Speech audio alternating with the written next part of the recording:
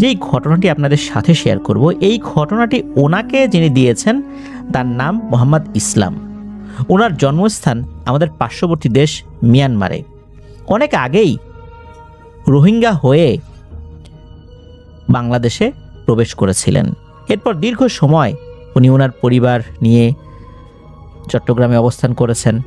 এরপর বাংলাদেশ থেকে উনি প্রথমে গিয়েছিলেন দুবাইতে। সেখান থেকে পর্যায়ক্রমে উনি বর্তমানে ইটালিতে এসেছেন। তো আজকের ঘটনাটি মূলত এই ইসলাম ভাইয়ের মুখ থেকে শোনা।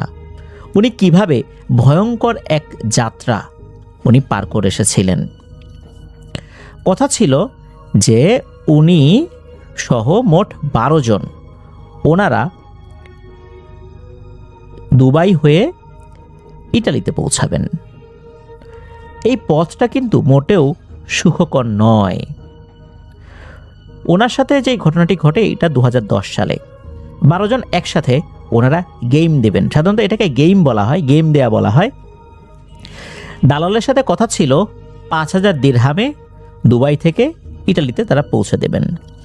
দুবাইয়ের আজমান শহরে তাদেরকে প্রথমে রাখা হয়। দুবাইয়ের আজমান শহর না, আজমান একটা আলাদা, সেখানে একটা প্রদেশের মতো আর কি, বিভাগের মতো শহর আর কি। তো দুবাই থেকে আজমানে গিয়েছেন। আজমানে গেম ঘরে তাদেরকে রাখা হয়। কথা ছিল আজমান থেকে ওমানে ওনারা আসবেন, ওমানের গেম ঘরে রাখা হবে। সম্ভব হলে ওই দিনই তাদেরকে সাগর পথে ইরান পাঠিয়ে দেওয়া হবে, না হলে 2 দিন পরে দেওয়া হবে। তো ওনারা অবশ্য 2 দিন পরে গিয়েছিলেন। সাগর পথে ওনারা ইরান এসেছিলেন। প্রথমে বলা হয়েছিল শিপে করে তাদেরকে ইরানে নিয়ে যাওয়া হবে, কিন্তু ওনারা এসে দেখেন একটা ছোটোখাটো ট্রলার। ওনারা মাত্র 12 জন। চিন্তা করেছিলেন হয়তো বা এই ট্রলার দিয়ে মাঝ সমুদ্রে গিয়ে তাদেরকে তুলে দেওয়া হবে, কিন্তু না, দেখা গেল মাঝ সমুদ্রে উত্তাল ঢেউ। সেই ঢেউয়ের ভিতরে একটা বড়সড় স্পিড বোট দেখা গেল। সেই স্পিড বোটে তাদেরকে তুলে দেওয়া হলো। এরপর টানা 6 ঘন্টা সেই স্পিড বোট যাত্রা শুরু করলো। তো এরপর যখন স্পিড বোট যাত্রা শুরু করলো, এত বড় বড় ঢেউ, 20-25 ফুট উপরে উঠে যাচ্ছে স্পিড বোট, আবার নিচে ধপাস করে পড়ছে। এখান থেকে কেউ যদি সমুদ্রে একবার পড়ে যায়, তার আর বেঁচে থাকার কোনো উপায় নাই। 6 ঘন্টা পর তারা একটা জায়গায় গিয়ে পৌঁছান, একটা তীর বা দ্বীপের মতো। সেটা অনেক বড়, এটার আগা কোথায়, মাথা কোথায়, শেষ কোথায়, এটা ওনারা বলতে পারেন না, তবে সেটা বেশ জঙ্গলে পরিপূর্ণ। ওই জঙ্গলের ভেতরে একটি ঘর রয়েছে, যেখানে 3টা রুম রয়েছে। এর মধ্যে একটা রুমে কিছু লোক রয়েছে যারা ওনাদের মতো গেম দেওয়ার জন্য এসে জমায়েত হয়েছিলেন। ওনারা অনেক আগের, এখনও তাদেরকে নিয়ে যাওয়া সম্ভব হয়নি। আর একটা রুম রয়েছে যারা 2 দিন পরে গেম দেবে, আর একটা রুম যারা সদ্য আজকে এসেছে। কথা ছিল ইরানের বন্দর আব্বাস হয়ে তুরস্কের পথে প্রথমে যাবেন। তো ওখানে আসার পর সবার ফোনটা কেড়ে নেওয়া হয়। এরপর বলা হয় যে 4000 দিরহাম এখন দিতে হবে। সবাই তো বলে এখন দিরহাম কোথায় পাবো? কথা ছিল একবারে ইটালিতে গিয়ে দালালের কাছে 5000 দিরহাম দিব। তারা তো কোনোভাবে মেনে নেয় না। তখন কি করে, এদের কয়েকজনকে পার্শ্ববর্তী একটি রুমে নিয়ে যাওয়া হয়। আর এক রুমের লোক অন্য রুমের লোকের সাথে কথা বলতে পারে না। যখন পার্শ্ববর্তী একটি রুমে নিয়ে যাওয়া হয়েছে, দেখা গেল কয়েকজনকে পা উপরের দিকে বেঁধে রাখা হয়েছে, মাথা নিচের দিকে, এই অবস্থাতে, আর বেধড়ক পেটানো হচ্ছে। এই দৃশ্য দেখে অবশেষে ইসলাম ভাই তার পরিবারের সাথে যোগাযোগ করেন। যে কোনোভাবেই হোক, অনেক কষ্টে এই দিরহাম, শুধু ইসলাম ভাই না, ওনাদের তো 12 জন ছিল এই দলে, 10 জন ম্যানেজ করতে পারেন। এই 10 জনকে পরবর্তী গেম দেওয়ার জন্য ঠিক করা হয়। বাকি 2 জন দিরহাম ম্যানেজ করতে পারেন নাই, তাদের ভাগ্যে কি হয়েছে এটা জানা যায় না। এরপর এই 10 জনকে নিয়ে সাথে আরও কয়েকজন থাকে। এর মধ্যে আফগানিস্তানের কিছু নাগরিক, পাকিস্তানের কিছু নাগরিক ছিল। মোট 26 জন, অর্থাৎ আরও 16 জন যুক্ত হয়েছে। এই 26 জনকে নিয়ে রওনা শুরু হয়। বন্দর আব্বাস থেকে তারা রওনা শুরু করেন। এরপর তারা অনেক জায়গা পাড়ি দেন। একটা জায়গায় এসে তারা আটকে যান। কারণ হচ্ছে যেই দালাল গ্রুপটা তাদেরকে নিয়ে যাচ্ছিল জঙ্গলে, আর একটা মাফিয়া গ্রুপ এসে ওই দালাল গ্রুপদের কাছ থেকে এই 26 জনকে কেড়ে নেয়। কেড়ে নিয়ে ওই দালাল গ্রুপকে মারধর করে তাড়িয়ে দেয়। এরা তখন এই 26 জনকে নিয়ে আর একটা জায়গায় আসে। জায়গায় আসার পর তারা বলে যে আগের যে দালাল গ্রুপের সাথে আসছিলি ওদের কাছ থেকে তোদেরকে কেড়ে নিয়ে আসছি, তোরা এখন আমাদের গোলাম হয়ে গেছিস, তোদেরকে নিয়ে আসছি। এখন ওই আগের গ্রুপের সাথে কি হয়েছে না হয়েছে, কাকে কয় টাকা দিছিস আমরা কিছু জানি না। এই সবগুলো কথা কিন্তু লোকাল ভাষায় হচ্ছে, আমরা বোঝার সুবিধার্থে বাংলায় বলছি। তো এখন এরা একবার কিন্তু 4000 দিরহাম দিয়েছে, তবে এই টাকাগুলো বা দিরহামগুলো তাদের সাথেই ছিল, কেননা 5000 দিরহামে তো কথা হয়েছিল, তাদের কাছে আছে আর মাত্র 1000 দিরহাম। এদিকে এই যে 26 জন, তাদের কাউকেই কিন্তু কোনো খাবার দেওয়া হচ্ছিল না, শুধু ইনজেকশন দেওয়া হচ্ছিল। আর এটা দিলে ক্ষুধা লাগবে না। তাদের প্রত্যেকের কাছে $3000 চাওয়া হয়। $3000 মানে কিন্তু বাংলাদেশি টাকায় অনেক টাকা। আর যারা আফগানিস্তান পাকিস্তানের তাদের কাছেও চাওয়া হয়, তবে তারা কিভাবে কি দিয়েছে এটা আসলে বোঝা যায় না। এই যে ইসলাম ভাই, ওনার যেই পরিচিত ভাই ব্রাদার ছিল, চাচাতো ভাই মামাতো ভাই নিজের আপন ভাই, তারা কিন্তু অনেকেই দুবাই ছিল। দুবাই থেকে তারা কিন্তু এই $3000 অনেক কষ্টে যেভাবেই হোক ম্যানেজ করে দিয়েছিলেন আর কি। আর টাকা না দিলে যে কি হবে এটা বলার অপেক্ষাই রাখে না, তাদেরকে অনেক নির্যাতনের ভয় দেখানো হয়। এরপর যখন তাদেরকে নিয়ে পুনরায় গেম দেয়া শুরু হয়, 10 জনের ওই বাংলাদেশি টিম, এর মধ্যে তারা 10 জনই শেষ পর্যন্ত টাকা ম্যানেজ করতে সক্ষম হয়। কেননা এদেরকে একটা রুমে নিয়ে গিয়ে বিবস্ত্র করে এমনভাবে পেটানো হয়েছিল এবং ভিডিও করে তার পরিবারকে সেই জিনিসগুলো দেখানো হয়েছিল। বাধ্য হয়েই পরিবার যারা ছিলেন, পরিবার সদস্য যারা ছিলেন, তারা অনেক কষ্টে টাকাগুলো গুছিয়ে পাঠিয়েছিলেন তাদের দেখানো লোকের কাছে। মানে বাংলাদেশেও কিন্তু তাদের ওই দালালগুলো রয়েছে, এই ভয়ঙ্কর দুর্ধর্ষ মাফিয়া চক্রের এই দালালগুলো রয়েছে। যাই হোক, এরপরে তাদেরকে তুরস্কের ইস্তাম্বুল শহরে পাঠানো হয়। ইস্তাম্বুলে আসার পর ইস্তাম্বুল শহর থেকে এই 10 জনের মধ্যে 4 জন পালিয়ে যায় কোনো না কোনোভাবে। তারা বুঝতে পারে শেষ পর্যন্ত কি হবে না হবে। এরপর মূলত এই 4 জন পালিয়ে, তাদেরই পরিচিত লোকজন ছিল, তাদের কাছে পালায়। এরপরে বলা হয় ইস্তাম্বুল শহর থেকে বুলগেরিয়াতে তাদেরকে পাঠানো হবে, বুলগেরিয়া সোফিয়া শহরে তাদেরকে পাঠানো হবে। তো বুলগেরিয়াতে যাওয়ার পথ হচ্ছে গাড়িতে করে যেতে হবে। তো এই যে বাংলাদেশি যে 4 জন পালিয়ে গেল, এখন থাকলো হচ্ছে 6 জন। এই 6 জনের মধ্যে এই 6 জনকে একটি গাড়িতে রাখা হয়েছিল। আর ওই যে আফগানিস্তান পাকিস্তানের যে নাগরিক ছিল তাদেরকেও অন্য গাড়িতে রাখা হলেও একটি গাড়ি নাকি পুলিশের হাতে ধরা পড়ে যায়। আর পুলিশের হাতে ধরা পড়ার পর কি হয়েছিল এটা ওনারা জানেন না। বুলগেরিয়া সোফিয়াতে আসার পর তাদেরকে জানানো হয় এখানে নাকি 1 মাস থাকতে হবে, কেননা এই 6 জনকে দিয়ে তারা গেম দিতে পারবে না। কমপক্ষে 100 জন হলে তখন গেম দিতে পারবে। এবার তাদের কাছে চাওয়া হয় 5000 ইউরো। এটা তো কোনোভাবেই তাদের পক্ষে দেওয়া সম্ভব হচ্ছে না, কেননা ইতিমধ্যে অনেক টাকা পয়সা দেওয়া হয়ে গেছে। যখন তারা বলল যে আমরা তো দিতে পারবো না, আর তো কিছুই নাই, এরপর তাদের জন্য ভয়ঙ্কর একটা দৃশ্য অপেক্ষা করছিল, যেটা আসলে শুনলেই গা শিউরে ওঠে। তাদেরকে একটি রুমে নিয়ে যাওয়া হয়। ওই রুমে ঢোকার সাথে সাথে তাদের শরীর ভয়ঙ্করভাবে ভয়ে কেঁপে ওঠে। দেখা গেল কারো মাথা একদিকে, কারো হাত একদিকে, কারো পা একদিকে। কসাইয়ের মাংসের দোকানে যেভাবে কোনো গরু বা ছাগল জবাই করে ঝুলিয়ে রাখা হয়, মাথা এক পাশে রাখা হয়, শরীরের বিভিন্ন অংশ হুকের সাথে ঝুলিয়ে রাখা হয়, মনে হচ্ছে ওভাবে মানুষকে কেটে কেটে বিভিন্ন ভাগে ভাগ করে ঝুলিয়ে রাখা হয়েছে।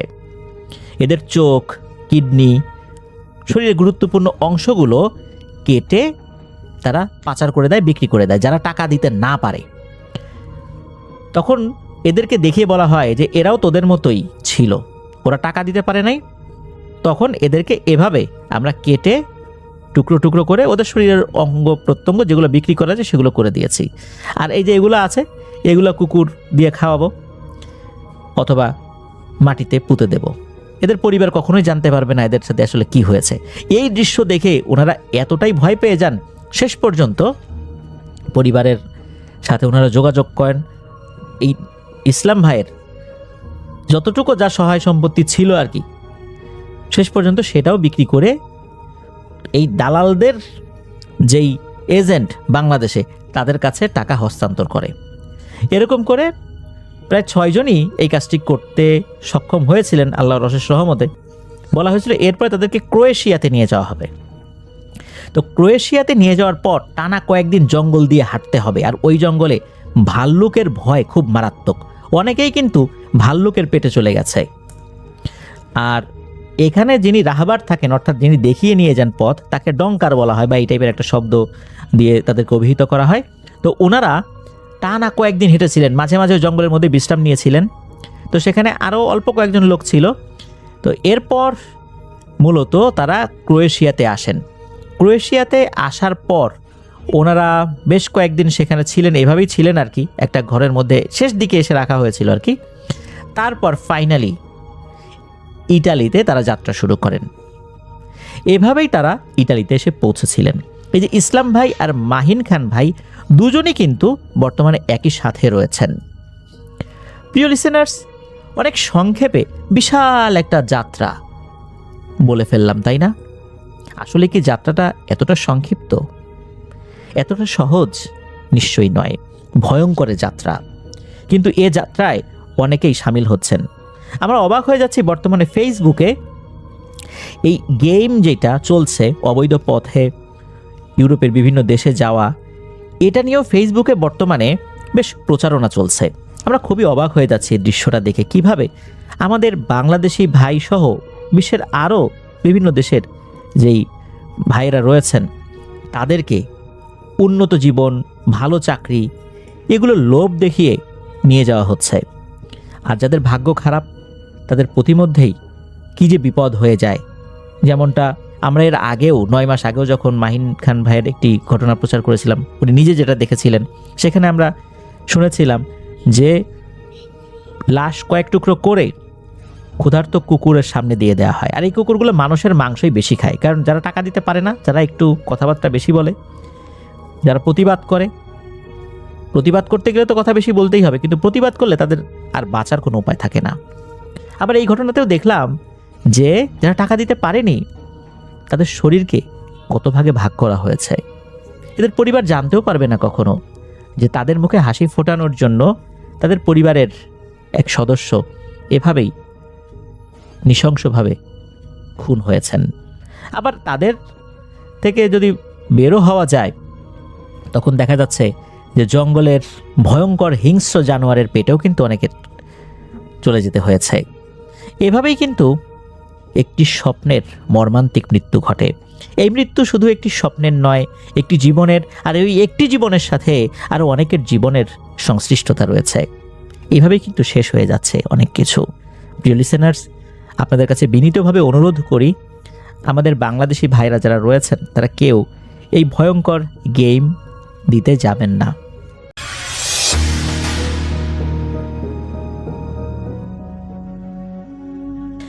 এই যে আব্দুল্লাহ আল আমিন ভাই, উনি যে ঘটনাটি পাঠিয়েছেন, এই ঘটনাটার যদি শুরু বলতে যাই তাহলে 2014 সালের নভেম্বরের শেষ দিকে বা ডিসেম্বরের শুরুর দিকে, ওই সময় ওনার একজন চাচা, সঙ্গত কারণ তার আসল নামটি আমরা বলছি না, আসল নামটা বললে ওই এলাকার অনেকেই চিনে যাবেন, তো আমরা একটা ছদ্মনাম ব্যবহার করছি, তার নাম শামীম। উনি ওই সময়ে সিটিসেল কোম্পানিতে চাকরি করতেন। সিটিসেল যে ফোন কোম্পানি, এটা সম্পর্কে তো আমরা অবগত আছি। বাংলাদেশের প্রথম মোবাইল ফোন কোম্পানি কিন্তু সিটিসেল। এটি 2016 সালের দিক থেকে অকেজো হতে শুরু করে। এই সিটিসেল কোম্পানিতেই, অর্থাৎ সিটিসেল ফোন কোম্পানিতেই শামীম চাচা চাকরি করতেন। ওনার কাজের ব্যস্ততা ছিল খুবই মারাত্মক। বিয়ের বয়স হয়ে গিয়েছিল, যার কারণে পরিবার থেকে ওনাকে বিয়ে দেওয়ার জন্য পাত্রী খোঁজা শুরু হয়। পারিবারিকভাবেই পাত্রী দেখার কাজ চলছিল।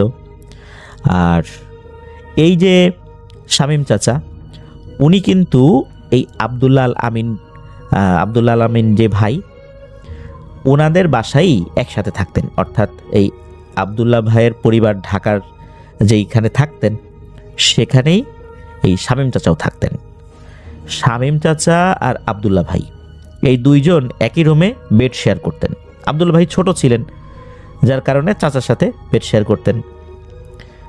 তো এভাবে চলছিল। তো বিয়ে যখন সব কিছু ঠিকঠাক হয়, ঠিকঠাক হবার পর পরিবার সহ সবাই গ্রামে চলে আসেন, এই পিরোজপুরের মঠবাড়িয়া উপজেলায়।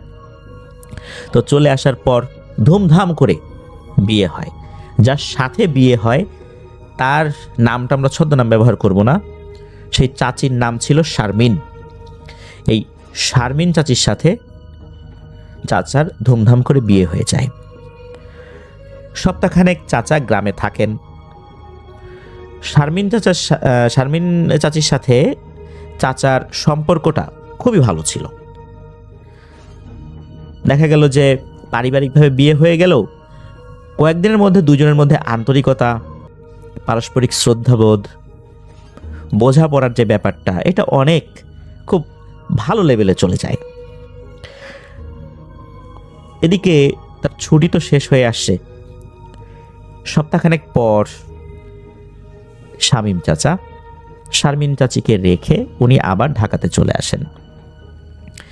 নতুন বিয়ে, তারপরও কিন্তু চাকরির যেই প্রেশার, কাজের যে প্রেশার, এই প্রেশারের কারণে উনি ছুটির দিনগুলোতেও আসলে কোনো ফুসরতি পাচ্ছিলেন না বাড়িতে যাওয়ার জন্য। আর ঢাকা থেকে পিরোজপুরে যাওয়া আবার আসা সময় সাপেক্ষ ব্যাপারও তো বলতে হবে, তাই না? কারণ সদরঘাট থেকে লঞ্চে যদি পিরোজপুর যেতে হয়, সারা রাত জার্নি করে যেতে হবে, আবার ফিরতে গেলেও তো ওইভাবেই আসতে হবে। অফিস থেকে কোনোভাবেই তাকে ছুটি দিচ্ছিল না। এভাবে 1 মাস, 2 মাস, 3 মাস হয়ে যায়। শামীম চাচা কোনোভাবেই বাড়িতে যেতে পারছিলেন না। এদিকে শারমিন চাচি, উনি ফোনে শামীম চাচার সাথে এই বিষয়ে কথা বলতেছেন, তুমি কেন আসো না? এদিকে শামীম চাচা বলতেন যে কিভাবে আসবো, ছুটি তো পাই না। তখন চাচি বলতেন যে আরও মানুষও তো চাকরি বাকরি করে, তারা কি আসে না? নতুন বিয়ের পর তো এমনিই মানুষ ছুটি টুটি পায়, অনেক জায়গায় বেড়াতে যেতে হয়, তো তুমি কেন ছুটি পাও না? এরকমভাবে মাঝে মাঝেই বাকবিতণ্ডা হতো, আবার নিজেরা অনেক গল্পগুজবও করতেন। এদিকে 3 মাস পার হয়ে যায় প্রায়, ছুটি তো যেহেতু উনি পাচ্ছিলেনই না, কথা কাটাকাটি শুরু হয়ে যায় চাচা চাচির মধ্যে। একটা পর্যায়ে চাচি বলে ওঠেন, তুমি যদি না আসো কালকে তাহলে আমি গলায় দড়ি নেব। চাচাও রাগ করে ওঠেন, কারণ ওই দিন ওনার খুব প্রেশার যায়। ওনার সিনিয়ররাও ওনাকে বেশ কাজে চাপ দিয়েছিলেন, মেজাজও গরম ছিল। তো উনিও রাগ করে বলেছিলেন যে যা তুই মরগা, গলায় দড়ি দিয়ে মরগা, এরকম একটা কথা বলে ফেলেছিলেন। এই কথা বলার পর ঘটনা যেটা ঘটে সেটা আসলে কেউই আশা করেনি। এই মঠবাড়িয়া উপজেলায় গ্রামের মধ্যে যে ঘরবাড়িগুলো রয়েছে, দেখা যাচ্ছে যে টিনের ঘর, দেখা যাচ্ছে যে 1.5 তলা বা 2 তলা এরকম আছে। উপরে একটা মাচা রয়েছে, মাচার উপরে আবার পাটাতন রয়েছে, এরকম কিন্তু আছে ওই দিকটাতে। চাচি উনি এই আব্দুল্লাহ ভাইয়ের দাদির সাথে ঘুমাতেন। বিয়ের পর যেহেতু চাচা চলে আসেন ঢাকাতে, দাদির সাথে ঘুমাতেন। তো দাদির সাথে ওই রাত্রে ঘুমিয়েছিলেন। হঠাৎ করেই চাচি উঠে পড়েন। উঠে ওই মাচার উপরে যে পাটাতনটা রয়েছে এর উপরে ওঠার জন্য এক ধরনের সিঁড়ির মতো রয়েছে, ময়ের মতো রয়েছে, ওই দিক দিয়ে উঠছেন। তো দাদি হালকা ঘুমের মধ্যে দেখছেন যে তার বৌমা উঠছে। তো অনেক সময় ওনারাও ওঠেন কোনো কোনো কাজের জন্য। তো দাদি এই বিষয়টা আসলে ঘুমের মধ্যে দেখেছেন, উনি ওইভাবে আর নজর দেওয়ার সুযোগও পান নাই। পরবর্তীতে যেটা দেখা যায় সেটা হচ্ছে চাচি উপরে উঠে একটি ওড়না দিয়ে গলায় ফাঁস দিয়ে আত্মহত্যা করেছেন। খবরটা যখন চাচা পান, সাথে সাথে উনি স্তব্ধ হয়ে যান। এ কি শুনলেন উনি? রাগের মাথায় উনি এটা কি বললেন, আর সেটাই ওনার স্ত্রী করে ফেলেছে। অনুশোচনা, অনুতপ্ত, এখন আর হয়ে কি হবে, যা হবার তো হয়েই গেছে। ঢাকা থেকে সবাই আবার ছুটলেন গ্রামের বাড়িতে। আত্মহত্যার লাশের যাবতীয় যে প্রক্রিয়া, সেই প্রক্রিয়া শেষ করে চাচিকে দাফন করা হয়। চাচির গোসল থেকে শুরু করে নিয়ে সব কিছু চাচাই করেছিলেন। উনি একদম স্তব্ধ হয়ে গিয়েছিলেন, কান্নাও করছিলেন না, কারোর সাথে কথাও বলছিলেন না। যেটা কি হয়ে গেল? মনে হচ্ছিল উনি শোকে এতটাই পাথর হয়ে গেছেন যে উনি কথা বলতেও ভুলে গেছেন। উনি সব কিছু করলেন, দাফন কাফন হলো। এরপর কয়েকদিনের ব্যবধানে আবার ঢাকাতে ওনারা চলে আসলেন। গ্রামে থাকলেই তো ওনার স্ত্রীর স্মৃতিগুলো ওনাকে খুব বেশি করে তাড়া করে ফিরবে। চাচি আত্মহত্যা করেছিলেন 2014 সালের 20 ফেব্রুয়ারি। 26 ফেব্রুয়ারি 2014-তে ঢাকায় চলে আসা হয়। চলে আসার কয়েকদিন পরের ঘটনা। এই কয়েকদিনের মধ্যে কিন্তু চাচা উনি অফিসে যান নাই। উনি চিন্তা করছিলেন যে কি এমন কাজ করলাম, কিসের এত ব্যস্ততা, যে ব্যস্ততার কারণে আমি আমার স্ত্রীকেও সময় দিতে পারলাম না। আমার স্ত্রী অভিমান করে আমাকে ছেড়ে চলেই গেল, সে মারা গেল, ঠিকই তো অফিস থেকে ছুটি দিয়ে দিল, বাড়িতে গেলাম। তাহলে অফিস করে হবেটা কি? যে চাকরিতে পরিবারকে সময় দেয়া যায় না, কি লাভ এই চাকরি করে? আমার স্ত্রী আমাকে ছেড়ে চলে গেল অভিমান করে। তো এইসব বিষয় নিয়ে উনি খুব চিন্তা করতেন। এই যে আব্দুল্লাহ ভাই, উনি তখন স্কুলে পড়তেন। উনি যেহেতু চাচার সাথে বেড শেয়ার করতেন, যার কারণে স্কুল থেকে ফিরে এসে ওনাকে তো ওনার রুমে যেতে হবে, ড্রেস চেঞ্জ করতে হবে। তো চাচা তো আর অফিসে যাচ্ছিলেন না, বাড়িতেই ছিলেন। আর ওনাকে কেউ বিরক্তও করতো না খুব একটা, কারণ যেহেতু উনি একটা প্রচণ্ড রকমের মানসিক শক খেয়েছেন ওনার স্ত্রীর মৃত্যুতে, যার কারণে ওনাকে কেউ বেশি ডাকতো না, উনি ওনার মতো করে থাকছিলেন আর কি। সকালবেলা যখন আব্দুল্লাহ ভাই স্কুলে চলে যান, এরপর থেকেই নাকি এই চাচা উনি ঘরের দরজা বন্ধ করে রেখেছেন। এদিকে বিকেলের দিকে যখন আব্দুল্লাহ ভাই স্কুল থেকে ফিরেছেন, ফেরার পর দেখেন দরজা বন্ধ। উনি ডাকছেন যে চাচা চাচা দরজাটা খোলো, আমার তো ড্রেস চেঞ্জ করতে হবে, ব্যাগটা রাখতে হবে, ফ্রেশ হতে হবে। দরজা আর খোলে না। এদিকে আব্দুল্লাহ ভাইয়ের আম্মু ওখানে আসেন, এসে বলে যে ভাই দরজাটা খোলো, আব্দুল্লাহ তো বাইরে দাঁড়িয়ে আছে, কি হলো তোমার, সারাদিন ভিতরে বসে আছো, দুপুরেও কিছু খেলে না। তো এইভাবে অনেকক্ষণ যখন ডাকাডাকি হচ্ছে, উনি দরজা খোলেন না, তখন আব্দুল্লাহ ভাইয়ের মায়ের কেমন যেন একটা সন্দেহ হয়। উনি একটা চেয়ার নিয়ে আসেন, চেয়ার নিয়ে এসে দরজার উপরে একটা ফাঁকা জায়গা ছিল, ওই দিকটা দিয়ে যখন তাকিয়েছেন, উনি প্রচণ্ড জোরে দিয়েছেন একটা চিৎকার। কারণ চাচা উনি ফ্যানের সাথে দড়ি ঝুলিয়ে আত্মহত্যা করেছেন। উনি মানসিক চাপ আর নিতে পারেন নাই, এই শোক উনি সইতে পারেন নাই। এই ঘটনা যখন ঘটে তখন তো হইচই পড়ে যায় চতুর্দিকে। লাশ নামানো হয়, যাবতীয় প্রক্রিয়া সব কিছু শেষ করা হয়। এরপর তাকে গ্রামের বাড়িতে দাফন করা হয়, নিয়ে যাওয়া হয় তাকে তার সেই চিরচেনা জায়গায়, যেখানে তার স্ত্রী শায়িত আছেন। কিভাবে সবকিছু যেন শেষ হয়ে গেল। সদ্য বিবাহিত এক দম্পতি অভিমান করে একে অন্যকে ছেড়ে চলেই গেলেন। এটা তো আমরা এতক্ষণ শুনলাম ঘটনার একটা বর্ণনা। এবার আসি পরবর্তীতে কি হয়েছিল। আব্দুল্লাহ ভাই উনি কয়েকদিন পরে একটি ভয়ঙ্কর ঘটনা ফেস করেন। এর কয়েকদিন পর রাতের বেলা অবশ্য উনি ওয়াশরুম থেকে বের হয়েছেন। বের হওয়ার সাথে সাথে দেখেন যে বিছানার উপরে ওনার চাচা বসে আছে। আর আব্দুল্লাহ ভাইয়ের দিকে তাকিয়ে হেসে দিয়েছে। হাসিটা ভয়ঙ্কর হাসি ছিল না, সাধারণ হাসি ছিল, যেই হাসিটা উনি সবসময় আব্দুল্লাহ ভাইয়ের দিকে তাকিয়ে দিতেন। এটা যখনই উনি দেখেছেন, উনি চিন্তা করেছেন যে হায় হায়, চাচা তো মারা গেছে, চাচা এখানে কিভাবে আসলো। প্রচণ্ড জোরে এক চিৎকার দিয়ে ওখানেই উনি সেন্সলেস হয়ে পড়ে যান।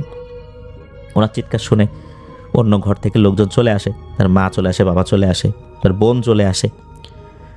এসে দেখে এই অবস্থা, তার জ্ঞান ফেরানো হয়। জ্ঞান ফেরানোর পর জিজ্ঞেস করা হয়েছে যে কি হয়েছে, উনি তো সব ঘটনা খুলে বলেন।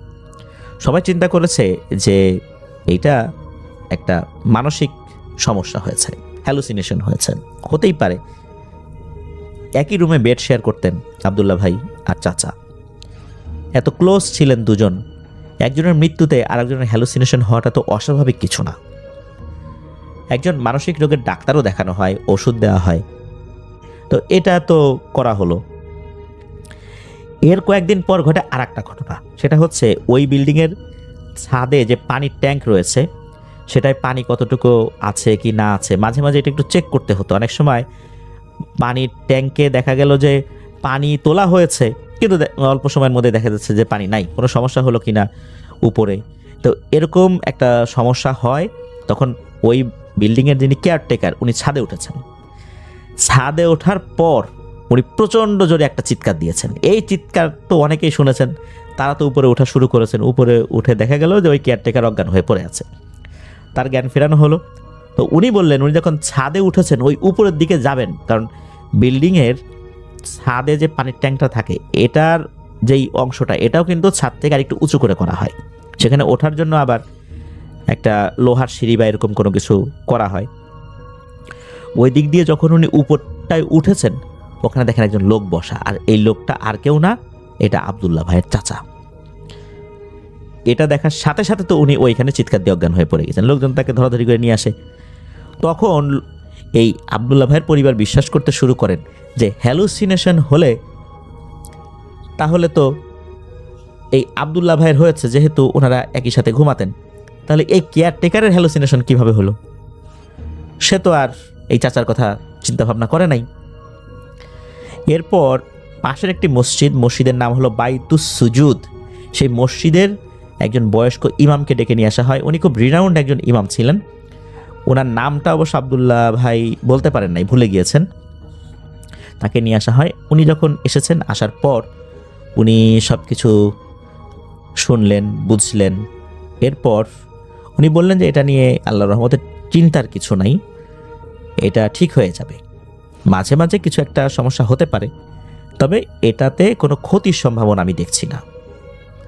এটা মূলত এই যে চাচার যে কারিন জিন, এই কারিন জিনটা এই কাজটি করছে, তবে সে কোনো ক্ষতি করবে না, সে একা একাই একটা সময় চলে যাবে। তাকে তাড়ানোর জন্য বিশেষ কোনো পদ্ধতি অবলম্বনের প্রয়োজন নেই। এখানে এমন না যে অপমৃত্যু হয়েছে, কোনো ভয়ঙ্কর জিন এখানে সে আস্তানা গাড়ছে, এখানে জাদুবিদ্যার প্র্যাকটিস করবে, এই ফ্ল্যাটটাকে পরিত্যক্ত করবে, বিষয়টা এরকম না। হুজুর এরকমটাই জানান যে ভয়ের কিছু নাই, আর চাচার জন্য দোয়া সাদাকা এগুলো করতে বলেন। তো এরপরে কেটে যায় অনেকগুলো দিন, এর মধ্যে আল্লাহর রহমতে কোনো সমস্যা হয়নি। আবদুল্লাহ ভাই ক্লাস 7-এ যখন উঠেছেন তখন একটা ক্লাস পার্টির আয়োজন করা হয়েছিল স্কুলে। ক্লাস পার্টিটা বিকালের দিকে হবে, সন্ধ্যার পরপরই সেটা শেষ হয়ে যাবে। আর যাদের বাড়ি দূরে, স্কুলের যে গাড়িটা রয়েছে সেই গাড়িতে সবাইকে কিছু কিছু জায়গায় ড্রপ করে দিয়ে আসা হবে, মানে মেইন রাস্তার পাশে আর কি, ওখান থেকে যাতে হেঁটে চলে যাওয়া যায়। তা আবদুল্লাহ ভাই তো গিয়েছেন, ক্লাস পার্টি হয়েছে, হওয়ার পর স্কুল কর্তৃপক্ষ স্কুলের গাড়িতে স্টুডেন্টদেরকে ড্রপ করছে। তো ওনাকে একটা জায়গায় ড্রপ করা হয়। তো ওনাকে যেই জায়গাটা ড্রপ করা হয় রাস্তার উল্টা পাশে, মানে ওনার বাড়ি যেই পাশে, মানে ওনাদের যেই থাকার জায়গা যেখানে, তার উল্টো পাশে যেখানে ড্রপ করা হয়, তো রাস্তা পার হয়ে তার বাসায় আসতে গেলে একটা অন্ধকারাচ্ছন্ন জায়গা দিয়ে আসতে হবে আর কি, মানে জায়গাটার ধরনই ওই রকম। তো যখন উনি আসছিলেন হঠাৎ করে পেছনে ধূপ ধূপ ধূপ এরকম একটা ভারী পায়ের আওয়াজ শোনা যাচ্ছে। উনি পেছন দিকে তাকালেন, তাকিয়ে দেখলেন একটা কালো ধোয়ার কুণ্ডুলির মতো কিছু একটা। এটা যে কি এটা বোঝা যাচ্ছে না, তবে কোনো একটা ধোয়ার কুণ্ডুলির মতো একটা অবয়ব ওখানে দেখা যাচ্ছে। এটা দেখার সাথে সাথে উনি দ্রুত সামনের দিকে আগাতে থাকেন, মনে মনে যা দোয়া দুরুদ জানেন সেটা পড়ছিলেন। উনি হাঁটছেন, পেছন থেকে কিন্তু ওই শব্দ হচ্ছেই। উনি হাঁটার গতি বাড়িয়ে দেন। হঠাৎ করে দেখেন যে ওনার সামনে একটা গাছ, আর ওই গাছের গোড়ায় হেলান দিয়ে দাঁড়িয়ে আছেন ওনার চাচা। চাচার চাহনি একদম স্বাভাবিক। চাচাকে তখন দেখে ওনার কাছে কিন্তু একবারও মনে হয়নি যে চাচা মারা গেছেন। উনি ভুলেই গেছেন যে চাচা মারা গেছেন। চাচাকে দেখে উনি সাহস ফেরত পান। উনি বলেন, চাচা তুমি? তুমি এসছো ভালোই হয়েছে, আমি ভয় পাচ্ছি পিছনে কি যেন। তখন চাচা কোনো কথা না বলে হেঁটে হেঁটে আবদুল্লাহ ভাইয়ের পেছন দিকে চলে যান। তো আবদুল্লাহ ভাই সামনের দিকে হাঁটছেন, আবদুল্লাহ ভাই বুঝতে পারছেন যে চাচা ওনার পেছনে আসছেন। চাচা যখন পেছনে চলে আসছেন তখন ওই যে ধূপ ধূপ শব্দ যেটা, ওটা মিলিয়ে গেছে। আবদুল্লাহ ভাই রাস্তা ক্রস করে বাসায় চলে আসছেন, বাসার গেটের কাছে এসে পেছন দিকে তাকিয়েছেন, তখনও দেখছেন যে চাচা দাঁড়িয়ে আছেন। এরপর উনি কি মনে করে চাচাকে বিদায় দিয়ে বাসায় যখন চলে আসছেন তখন ওনার কাছে মনে হয় যে আরে চাচা তো নেই, চাচা তো অনেকদিন হলেই মারা গেছেন। আর চাচা মারা গেছেন, তাহলে কেন এভাবে আমি তাকে দেখলাম, কেন আমি তাকে দেখে ভয় পেলাম না? আসলে চাচা কি আমাকে কোনো বিপদ থেকে রক্ষা করার জন্য এসেছিলেন? চাচার যে কারেন্ট জিনটা, সে কেন এভাবে খুবই সাধারণভাবে আমাকে দেখা দিল? ধোয়ার ওই কুণ্ডলিটা আসলে কি ছিল? কেনই বা চাচার ওই অবয়বটা হঠাৎ করে এখানে আসলো? আসার পর সেই ধূপ ধূপ শব্দটা বন্ধ হয়ে গেল, আমাকে বাড়ি পর্যন্ত এগিয়ে দিল। এরপর নাকি হঠাৎ হঠাৎ চাচাকে কখনো কখনো আবদুল্লাহ ভাই দেখেছেন, কখনো সিঁড়ির উপরে বসে থাকতে দেখেছেন, কখনো পায়চারি করতে দেখেছেন, এই কয়েকবার। এরপরে আর কখনোই দেখেননি, কখনোই তাকে ভয়ঙ্কর রূপে দেখা যায়নি। কখনো বিশ্রীভাবে হেসে দিয়েছে, আতঙ্ক সৃষ্টি করেছে, এমনভাবে দেখা যায়নি। এটাই ছিল ঘটনা।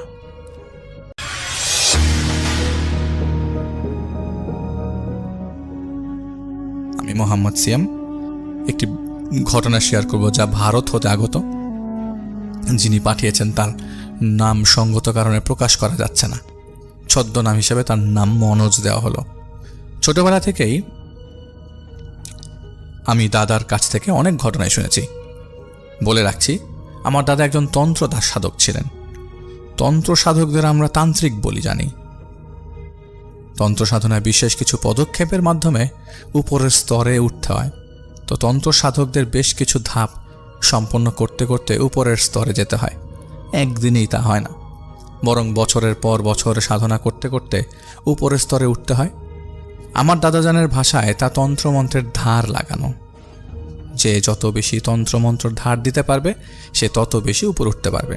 তার মানে যত বেশি ধার তত বেশি, মানে কাজ তত বেশি ভালো হয় আর কি। তবে আমার দাদাজানের প্রতি এই তন্ত্রমন্ত্রের সাধনার জন্য বিশেষ কিছু পদ্ধতি আছে, যা নির্দিষ্ট জায়গায় এবং নির্দিষ্ট সময়ে হয়। আমার দাদাজান প্রতি অমাবস্যায় তার এই সাধনার জোরালো ভাবে করত। তান্ত্রিক হিসেবে দাদাজানের বেশ সুনামও ছিল। প্রায় সময় তিনি বিভিন্ন মানুষের বাসায় গিয়ে প্যারানর্মাল বিষয়গুলো ট্রিটমেন্ট করে আসতেন। যেমন কালো জাদু আক্রান্ত ব্যক্তির কালো জাদু থেকে সারিয়ে তোলা, জিনে আক্রান্ত ব্যক্তিকে জিন থেকে ছাড়ানো ইত্যাদি, এই কাজগুলো তিনি করতেন। তিনি যখন গ্রামের আশপাশে কারোর বাড়িতে এই ধরনের কাজ করতে যেতেন তখন আমিও তার সাথে যেতাম মাঝে মাঝে। আমি যখন কিশোর বয়সে ছিলাম তখন একবার আমার দাদাজানের এক বন্ধুর সুপারিশে তার বন্ধুর পরিচিত আরেকজনের বাড়িতে যেতে বলা হয়। আক্রান্ত ওই ব্যক্তির নাম ছিল সৌমিক রায়। আমার দাদাজানের বন্ধুর ভাষ্যমতে ওই ব্যক্তির উপর সম্ভবত কালো জাদুর প্রভাব আছে। আর এই ব্যাপারটি যাচাই করার জন্য আমার দাদাজানকে সেই বাড়িতে যেতে বলা হয়। সব শুনে আমার দাদাজান ওই বাড়িতে যেতে রাজি হয়। তার সাথে আমিও যাওয়ার বায়না ধরি। তারপর আমার দাদাজান আমাকে তার সাথে নিয়ে ওই বাড়িতে যায়। আমরা ওই বাড়িতে যাওয়ার পর দেখলাম যে 40 বছর বয়সী একজন মানুষ রুমের এক কোণে জীর্ণ শীর্ণ হয়ে বসে আছে। তো দেখে মনে হচ্ছিল অনেক দিন ধরে অসুস্থ, শরীরের অবস্থা জীর্ণ শীর্ণ, আর একটু পরপর কাঁপুনি দিয়ে উঠছে।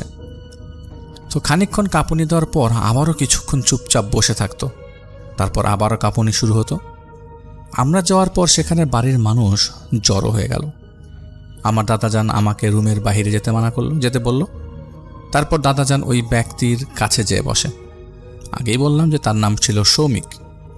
দাদাজান তার সামনে গিয়ে বসে তাকে স্পর্শ করে তার মাথায় হাত দিয়ে কিছুক্ষণ পরখ করল। ঠিক সেই মুহূর্তে সৌমিক রায়ের মধ্যে ঘোর ঘোর আওয়াজ শুরু হয়ে গেছে, এরকম টাইপের। মনে হচ্ছিল তার মধ্য থেকে অন্য কেউ এই আওয়াজটা বের করার চেষ্টা করছে। এরপর দাদাজান সোজা রুম থেকে বের হয়ে গেল। সৌমিক রায়ের মা দাদাজানকে জিজ্ঞেস করলেন, কি হয়েছে সৌমিকের?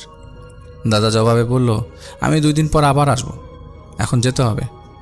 এই বলে দাদা সোজা বাড়ি থেকে বের হয়ে আমাদের গ্রামের দিকে চলে গেল। তিনি হয়তো ভুলেই গেছিলেন আমাকে ডাকার কথা।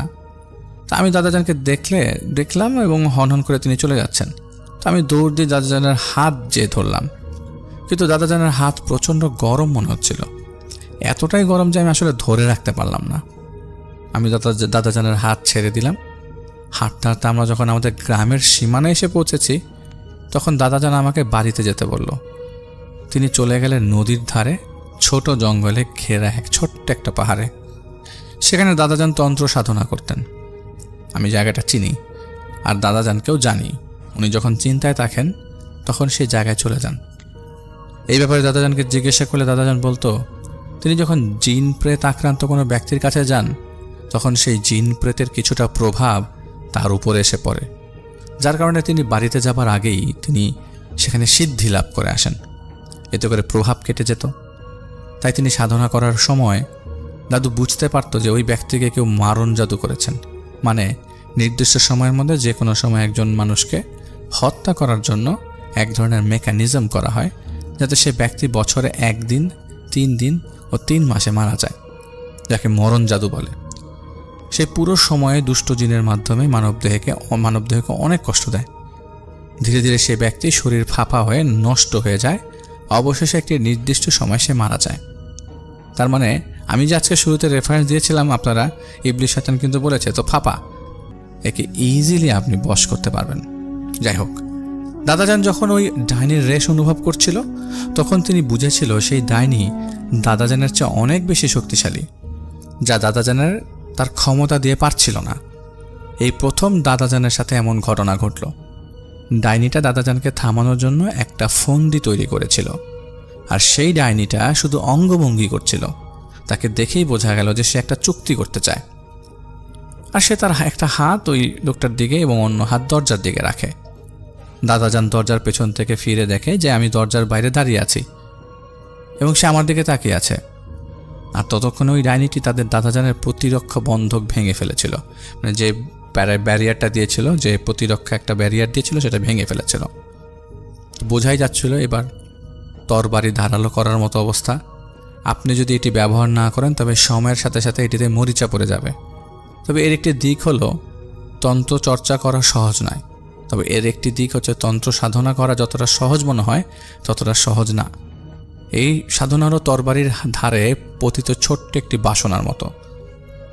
তুমি যদি শিখতে চাও তবে তোমাকে ওকে চাটতে হবে, কিন্তু এতে তোমার জয়ের আশঙ্কা আছে। তাই সেই রাতে ধ্যান করার পর রাত 3টার দিকে পায়ে হেঁটে সেই অসুস্থ লোকটির দিকে গেলাম। তার পরিবারের সবাই বাইরে উঠানে ঘুমাচ্ছিল। দাদাজান যাওয়ার পর ওই সব লোক দরজার কাছে দাঁড়িয়েছিল। ভেতরে গিয়ে দেখি অসুস্থ লোকটি ঘরের এক কোণে দাঁড়িয়ে আছে। তার শরীর যন্ত্রের মতো নড়াচড়া করছিল, আর তার পাশে অবয়বটা দাঁড়িয়েছিল।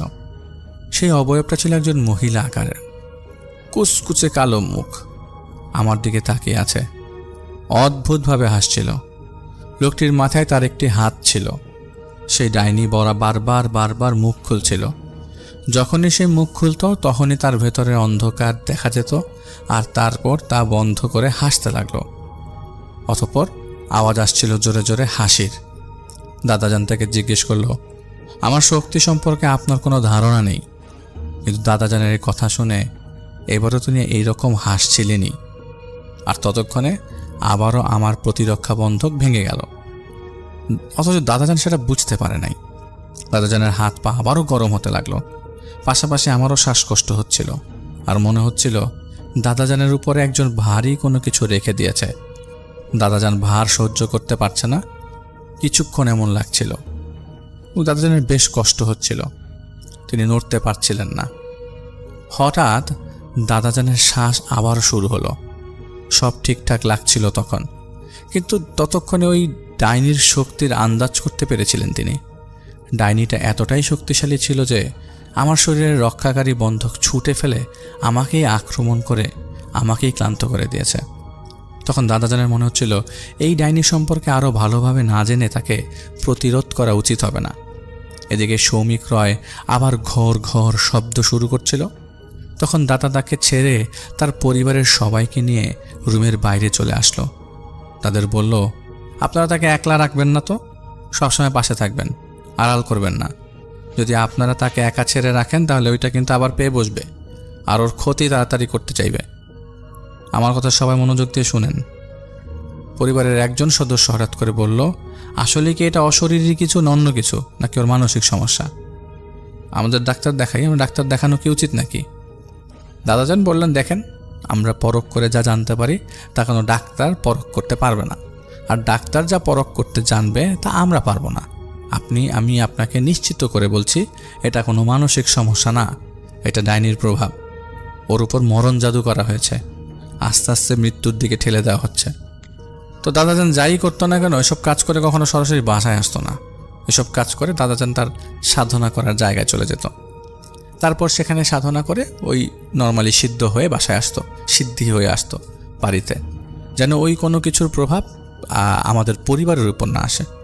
তাই দাদাজান সেদিন ওই বাড়ি থেকে সরাসরি তার সাধনা করার জায়গায় যায়। তারপর তন্ত্রমন্ত্র শান দিয়ে ভোরবেলায় দাদাজান বাড়িতে আসে। বাড়িতে গিয়ে দেখে আমি জ্বরে আক্রান্ত। অতঃপর দাদাজান তার ছেলেকে বলল মনোজকে হাসপাতালে নিয়ে যেতে। বিকালে মনোজ হাসপাতাল থেকে বাড়িতে আসার পর আমি দাদাকে বললাম, দাদাজান, ওই দিন আপনার শরীর গরম ছিল, আজকে আমার শরীর ঠিক তেমন গরম।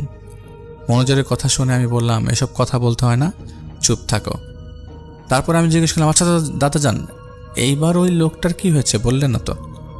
হাসি মুখে তার প্রশ্নের উত্তর দিলেন, এ সময় হলে অবশ্যই জানাবো। এই বলে দাদাজান সেখান থেকে চলে যায়। তো দাদাজান তার সাধনা করার জায়গায় গিয়ে সাধনা করতে বসেন।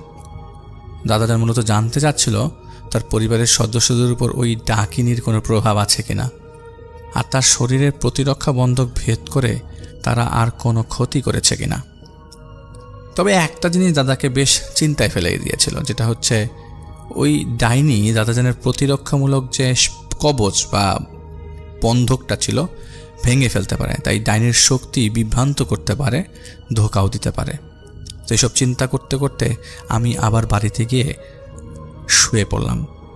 আমি আরামে ঘুমাচ্ছিলাম। কিছুক্ষণ পর দাদাজান ঘুমিয়ে পড়ল। ঘুমানোর পর নাকি দাদাজান স্বপ্নে দেখছিল আমার দাদাজানের শরীর পানিতে ঢেউয়ে ভাসছে, আর সেই ঢেউয়ের নিচের গভীরে কিছু বড় প্রাণী লুকিয়ে আছে। মনে হচ্ছিল দাদাজানকে যে কোনো সময় আক্রমণ করবে। তো হঠাৎ করেই পানি গরম হচ্ছিল, আর সেই পানির গভীর থেকে আমার দিকে এগিয়ে যাচ্ছিল। স্বপ্নের ভয়াবহ দৃশ্যটা দাদাজানের ঘুম ভেঙে দেয়, আর দাদাজান তখন ঘুম থেকে ওঠেন। তিনি দেখলেন আমার মতো কেউ একজন তার সামনে দাঁড়িয়ে আছে, এমনভাবে নাড়াচাড়া করছিল যা দেখে আমার দাদাজান বেশ ভয় পেয়ে যায়। অথচ আমার দাদাজান কখনোই এইসব ছোটোখাটো বিষয়ে ভয় পেতেন না, কিন্তু সেদিন ভয় পেয়ে গেছিলেন। দাদাজান দেখলেন আস্তে আস্তে সেই অবয়ব দাদাজানের ঠিক মুখের সামনে চলে আসে। দাদাজানের চোখে চোখ রেখে কিছুক্ষণ থাকার পর দাদার মনে হচ্ছিল কে যেন তার শ্বাস আটকে দিচ্ছে। তিনি নড়াচড়া করতে পারছিলেন না, শ্বাসও নিতে পারছিলেন না, আর সামনে ওই অবয়বের ঘোর ঘোর আওয়াজ শোনা যাচ্ছিল। তিনি ঘোর ঘোর ওই কণ্ঠে বলছিল, ওই বাড়িতে গিয়ে যদি কোনো কিছু না করে তাহলে তোর নাতিকে মেরে ফেলবো। তো দাদাজান পাশে তাকায় দেখে যে আমি নাই, এবং আমি দরজার সামনে পড়ে আছি। এসে দেখে আমার হুঁশ ছিল না। আমি জানি না কিভাবে আমি দরজার কাছে চলে গেছিলাম। আমার দাদাজান খুব চিন্তিত হয়ে পড়ে। তিনি মূলত চিন্তা করছিলেন দুইটা, ওই ডাইনিটা আমাদের বাড়ির সুরক্ষা বন্ধক ভেদ করে প্রবেশ করলো কিভাবে, আর ওই ডাইনিটা প্রতিবার এইভাবে কিভাবে দাদাজানের শরীরের সুরক্ষা বন্ধক ভেদ করতে সক্ষম হচ্ছে। তো এই দুইটা জিনিস তিনি ধরতে পারছিলেন না, কেননা আমরা দাদাজানের সুরক্ষা বন্ধক খুব শক্তভাবে দিয়েছিলেন। এসব চিন্তা করতে করতে দাদাজান 2 দিন এই কাজ থেকে বিরত রইলেন। এদিকে আমিও সুস্থ হয়ে গেলাম। 3 দিন পর দাদাজানের ওই বন্ধু এসে সৌমিক রায়ের কথা বলতে লাগলেন যে তার অবস্থা খুব খারাপ, শেষবারের মতো গিয়ে একবার চেষ্টা করে দেখো কি হয়। দাদাজান তার সাথে ঘটে যাওয়া সব কিছু বললেন। তারপর দাদাজানের ওই বন্ধু বলল, এত সহজে হাল ছেড়ে দেওয়াটা কি উচিত? তুমি শেষবারের মতো চেষ্টা করে দেখো।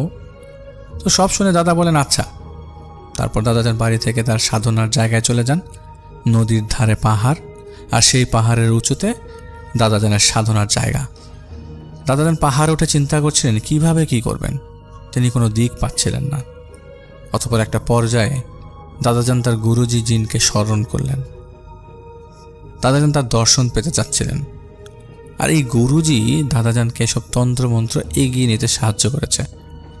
সেই গুরুজি জিন এসে দাদাজানের কাছ থেকে সব শুনে বললেন, শ্রমিক রায়ের সাথে এসব ঘটনার কারণ শুধু ওই ডাইনির ক্ষমতা নয়, বরং ওই ডাইনিকে শক্তিশালী করে একজন অঘোরী তান্ত্রিক লেলিয়ে দিয়েছে। সেও দোষী, যেন শ্রমিক রায়ের সর্বোচ্চ ক্ষতি করা হয়। আর ওই ডাইনিকে এতটাই শক্তিশালী করেছে যে তোমার প্রতিরক্ষা বন্ধক বা কবচ সে বারবার ভেঙে দিচ্ছে আর তোমার উপর ক্ষতি করতে পারছে। সবার আগে তোমাকে ওই অঘোরীকে খুঁজে বের করতে হবে, সমঝোতা করতে হবে। শুধু শুধু ওই ডাইনিকে ধরে আসলে কোনো কাজ হবে না। তো সব শুনে পরদিন দাদাজান সৌমিক রায়ের বাড়িতে যান।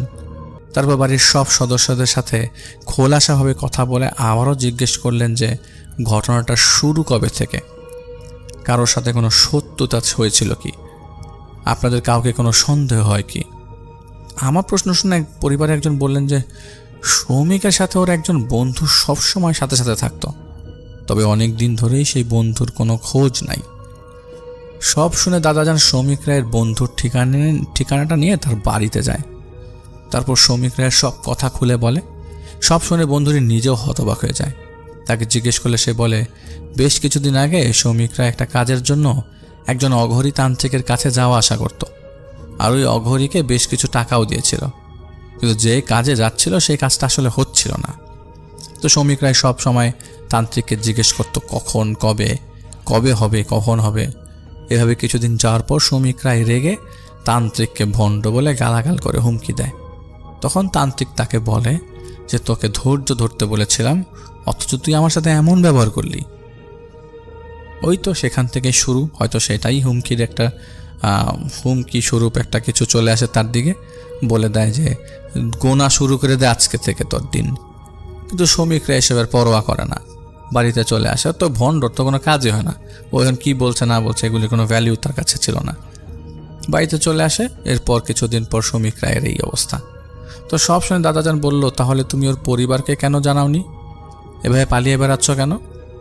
এই কথা শুনে সে জবাব দিল, আসলে আমি এই ঝামেলায় পড়তে যাচ্ছিলাম না, কিন্তু ওর যে অবস্থা হবে তা কল্পনা করি নাই। দাদাজানের কাছ থেকে তার কাছে ওই অঘোরী তান্ত্রিকের ঠিকানা নেওয়া হয়। তাই এলাকায় রওনা দেয়। ওই অঘোরী তান্ত্রিকের এলাকা বেশ কয়েকটা এলাকা পরেই, কিন্তু সেই এলাকাটি ছিল শুনশান আর চারদিকে জঙ্গল ঘেরা। তো দাদাজান একটি পর্যায়ে ওই তান্ত্রিকের ঠিকানায় পৌঁছে যাওয়ার পর দেখতে পান অঘোরী তান্ত্রিকটি পরিত্যক্ত কুঁড়ে ঘরের সামনে বসে ধ্যান করছে। আর দাদাজানকে দেখে মুচকি হাসি দিয়ে বলল, কোনো লাভ নাই, যে আশায় এসছো কিচ্ছু হবে না, চলে যাও। দাদাজান তাকে বুঝাতে চেষ্টা করলো, শুনছিল না সে। অতঃপর দাদাজান সেখান থেকে চলে যায়। তারপরে তিনি তার পঞ্চায়েতকে জানানোর সিদ্ধান্ত নেয়। তান্ত্রিকদের মধ্যে পঞ্চায়েতও আছে, যেখানে প্রবীণ গুরুজি প্রধান থাকে, আর সেই পঞ্চায়েতের সদস্য শুধু শিক্ষা নেওয়া তান্ত্রিকেরাই থাকেন। তাই দাদাজান সেই পঞ্চায়েতের কাছে ব্যাপারটি খোলাসা করে। সব শুনে বুঝে পঞ্চায়েত প্রধান বললেন, এইটা তো অপরাধ, শক্তির অপপ্রয়োগ করেছে সে অঘোরী তান্ত্রিক। পঞ্চায়েত প্রধান বললেন, সেই অঘোরী তান্ত্রিক মরণ জাদু প্রয়োগ করে এক ডাইনিকে পাঠিয়েছে। একদিকে ডাইনির শক্তি আর তান্ত্রিকের শক্তি, এই দুই মিলে শক্তিশালী হওয়ার কারণে তোমার মোকাবেলা করতে সব সমস্যা হচ্ছে। আমরা ওই অঘোরী তান্ত্রিকের শক্তির উপর রোধ লাগাবো কিছুদিনের জন্য, অর্থাৎ ওই তান্ত্রিকের সব শক্তি পঞ্চায়েত নিয়ন্ত্রণ করে থামিয়ে দেবে কিছুদিনের জন্য, আর এর মধ্যেই তুমি যা করার করো, এতে করে ডাইনিকে বশ করতে তোমার সহজ হবে। তো সব শুনে দাদাজান ওই সোজা শ্রমিক রায়ের বাড়িতে যান। যেতে যেতে রাত হয়ে গেছিল সেদিন। ওই বাড়ির সামনে গিয়ে দেখেন চারদিক নিস্তব্ধ, শুনশান, সবাই ততক্ষণে ঘুমিয়ে পড়েছে। কিন্তু বাড়ির একটা রুমের দরজা খোলা ছিল, আর সেই দরজার পাশেই শ্রমিক রায় দাঁড়িয়েছিল। দেখে মনে হচ্ছিল দাদাজানের জন্য সে অপেক্ষা করছিল। কিন্তু ততক্ষণ পঞ্চায়েত থেকে ওই অঘোরী তান্ত্রিকের ক্ষমতা রোধ করে দেওয়া হয়েছে, এতে করে ডাইনির শক্তিও কমে গেছিল। তাই সে দাদাজানের দিকে তাকিয়ে ফোঁস করে বলছিল, আমি তোকে আমার শক্তি দিয়ে শেষ করব, তুই কি ভেবেছিলি আমি শক্তিহীন? তার কথার চিৎকারে বাড়ির মানুষ বের হয়ে যায়। তখন দাদাজান তার সামনে যায়, কিন্তু সে তার দুই ছেলের দুই হাত দিয়ে চেপে জিহ্বা দিয়ে এদিক সেদিক করতে লাগলো।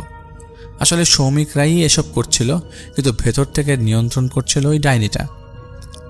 অতঃপর দাদাজান মন্ত্র পড়তেই বাচ্চা দুটিকে সে ছেড়ে দেয় এবং টিকটিকির মতো দেয়ালে চড়ে এদিক সেদিক যাওয়া শুরু করে। দাদাজান ততক্ষণে মন্ত্র থামাচ্ছিল না। দাদাজান তার মতো কাজ করে চলছে আর ওইটা ছটফট করছে, কিন্তু এরই মাঝে জোরে জোরে হাসছিল। এসব ওদের চাল। তারা বারবার বলছিল ওই বাচ্চা দুটিকে শেষ করে ফেলবে।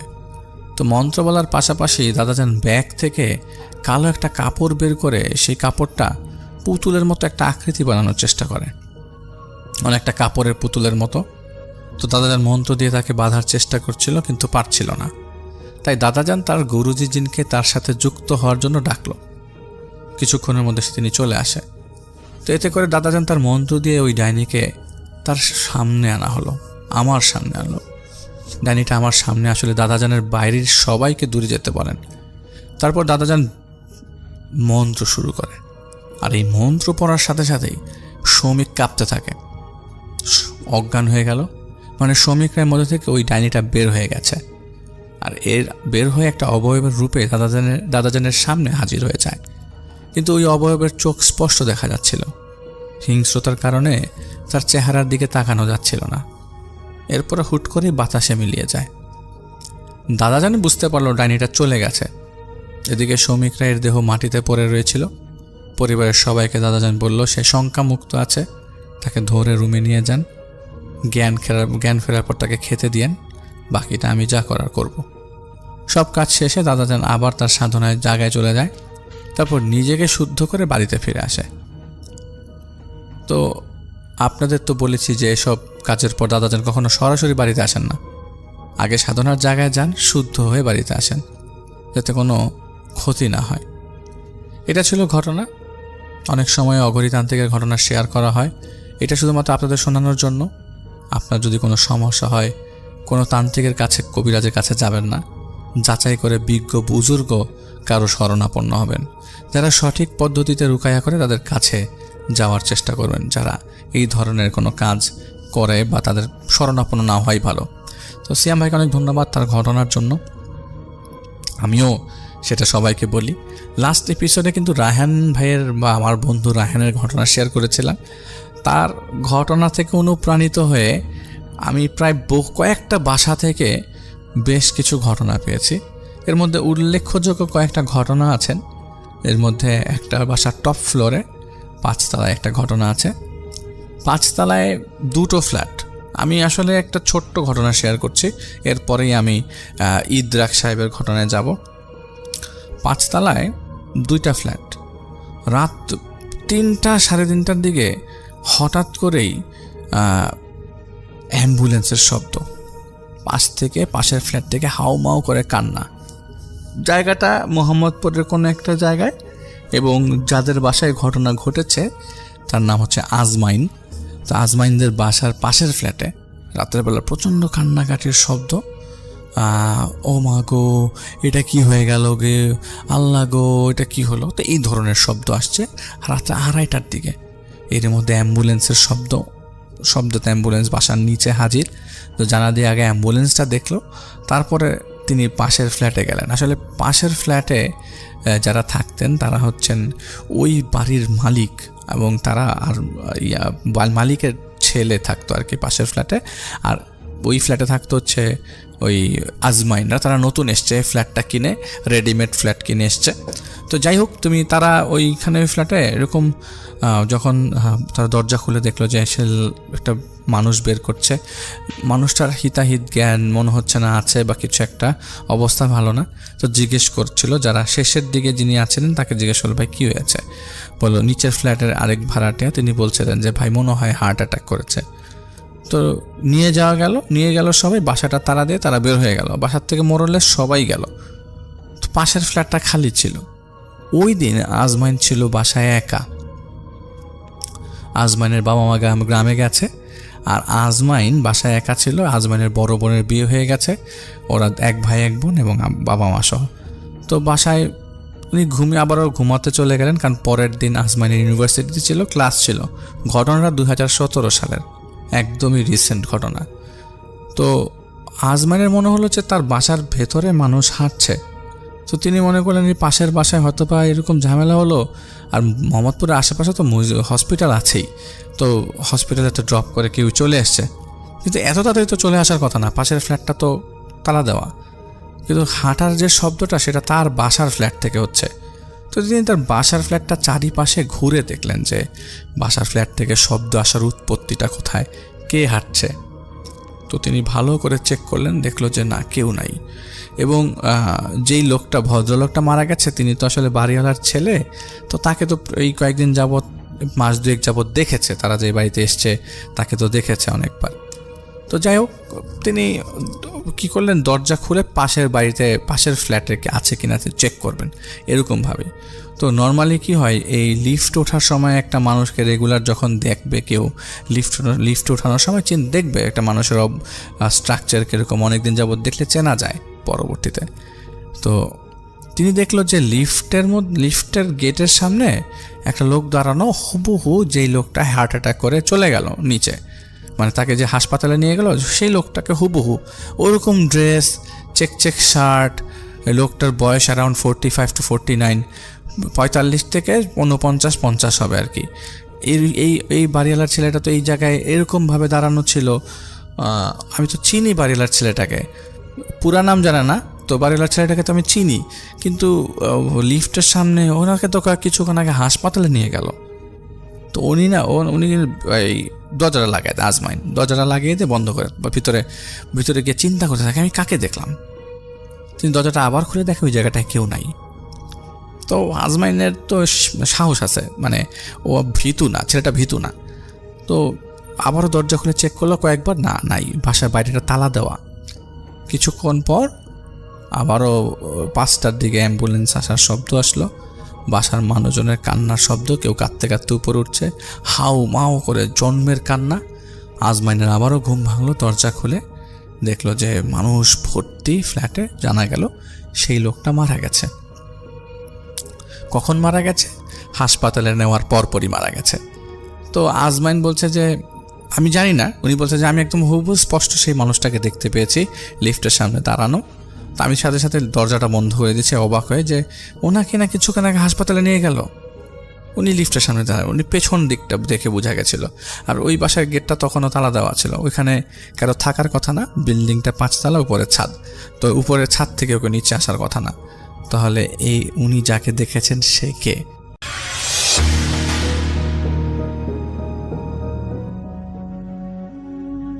আমি লোকাল বাসে, মোহাম্মদপুরের টাউন হলের কাছেই। বাসায় কখন ফিরবো সেটার ক্ষণ গুনছিলাম। বাস খুব ধীর গতিতে এগোচ্ছে, অসহ্য গরমে বিরক্ত লাগছিল বেশ। আর এদিকে হেলপার একের পর এক যাত্রী তুলেই যাচ্ছে। বাসের ভেতরে গাদাগাদি করছে মানুষ, সামনে পেছনে থেকে বহু মানুষের চেঁচামেচি। আমার বিরক্তির মাত্রা তখন চরমে পৌঁছালো। টপ টপ করে ঘাম ঝরছে। হঠাৎই এই গরমের মাঝে এক শীতল অনুভূতির আবির্ভাব হলো। আমি জানালা হতে চোখ সরিয়ে সামনে তাকাতেই দেখলাম সাদা পাঞ্জাবি পরিহিত, দাড়ি টুপিওয়ালা এক লোক বাসে উঠল। উঠেই সোজা আমার দিকে তাকিয়ে সমান এগুতে লাগলো। আমি বুঝলাম লোকটা বোধহয় আমার পাশের ফাঁকা সিটটাতেই বসবেন। আমি তাই উঠে দাঁড়িয়ে তাকে বসতে দিলাম। লোকটার বয়স 50 কি 55-র মধ্যে হবে হয়তোবা। কিছুক্ষণ যেতেই ওনার সাথে আমার কথা শুরু হলো। কিছু কথার মাঝে উনি জিজ্ঞেস করলো, আপনার এই পরিবর্তনের কারণ কি? বয়স তো খুব বেশি না, আমার ছেলের বয়সী হবেন। আমি বললাম, কি এই যে দাড়ি টুপি? লোকটা সম্মতিসূচক মাথা নাড়ালেন। আমি খানিকটা হেসে দিয়ে বললাম, ইবাদত যখন করতেই হবে, সুন্নত যখন মানতেই হবে, তখন সেসব শেষ বয়সের জন্য জমিয়ে রেখে লাভ কি? যখন থেকে বুঝ হয় তখন থেকেই মেনটেন করা উচিত। কয়েক বছর আগে আমার সেই বুঝ হয়েছে, কিন্তু এখনো পরিপূর্ণভাবে সব মেনে চলতে পারছি না, চেষ্টা করছি। লোকটা জিজ্ঞেস করলেন, আমি কি কখনো চিল্লাই গেছি কিনা? একটু ইতস্তত হয়েই বললাম, না, আসলে কখনো যাওয়ার স্কোপ হয়নি। আগে যখন অফুরন্ত ছিল সময়, তখন এসবের প্রয়োজনীয়তা বুঝতাম না, কিন্তু এখন অনেক চেষ্টা করেও সময় বের করতে পারি না। তবে চিল্লায় যাওয়ার ইচ্ছা আমার এখনও আছে। লোকটা এরপর আমাকে একটা ঠিকানা দিলেন, একটা মসজিদের ঠিকানা। মসজিদটা মিরপুর 6 বা আশেপাশের একটি মসজিদ। সেখানে একটি নির্দিষ্ট দিনে যাওয়ার আমন্ত্রণ করলো, তবে অনেকটা আদেশের ভঙ্গিমায় বললেন কথাটা। সাথে ওনার কন্ট্যাক্ট নাম্বার আমাকে দিয়ে গেলেন অনেকটা জোর করেই। এর পরপরই তিনি দেরি না করে বাস থেকে নেমে পড়লেন। সর্বোচ্চ 10 মিনিটের মতো ছিলেন। পেশায় তিনি একজন শিক্ষক, ঢাকার একটি স্বনামধন্য কলেজের অধ্যক্ষ। কিন্তু এত অল্প সময়ে ওনার সাথে কথা বলে আমার কেমন যেন অদ্ভুত লাগছিল। হুটহাট একটা মসজিদে যাওয়ার জন্য বললেন, বলেই নাম্বারটা দিয়ে আবার নেমে গেলেন। বিষয়গুলো কেমন যেন সন্দেহজনক। লোকটার অন্য কোনো ইন্টেনশন আছে কিনা কে জানে। সেদিন রাতে বেশ খানিকক্ষণ এই বিষয়গুলো ভাবলাম। ঠিক করলাম ওই লোকের দেয়া ওই অ্যাড্রেসে যাব, যা হবার হবে, আল্লাহ ভরসা। এরপর কয়েকদিন পর গেলাম ওই মসজিদে। একটু দুশ্চিন্তা হচ্ছিল, অতঃপর আসরের নামাজ সেখানে পড়ে বসে রইলাম। বলার মতন কিছুই হলো না। ওই লোকটাকে মসজিদে কোথাও পেলাম না। মাগরিব পর্যন্ত অপেক্ষা করলাম। মাগরিব পরে কিছু দোয়া আজকার করছিলাম, ভাবছিলাম একটু পরে এখান থেকে বেরিয়ে পড়ব। এরপরে ইমাম সাহেব বললেন, কিছুক্ষণের মধ্যে ছোট্ট একটা আলোচনা হবে দিন সম্পর্কিত, যাদের সময় হয় তারা যেন আলোচনায় শরিক হয়।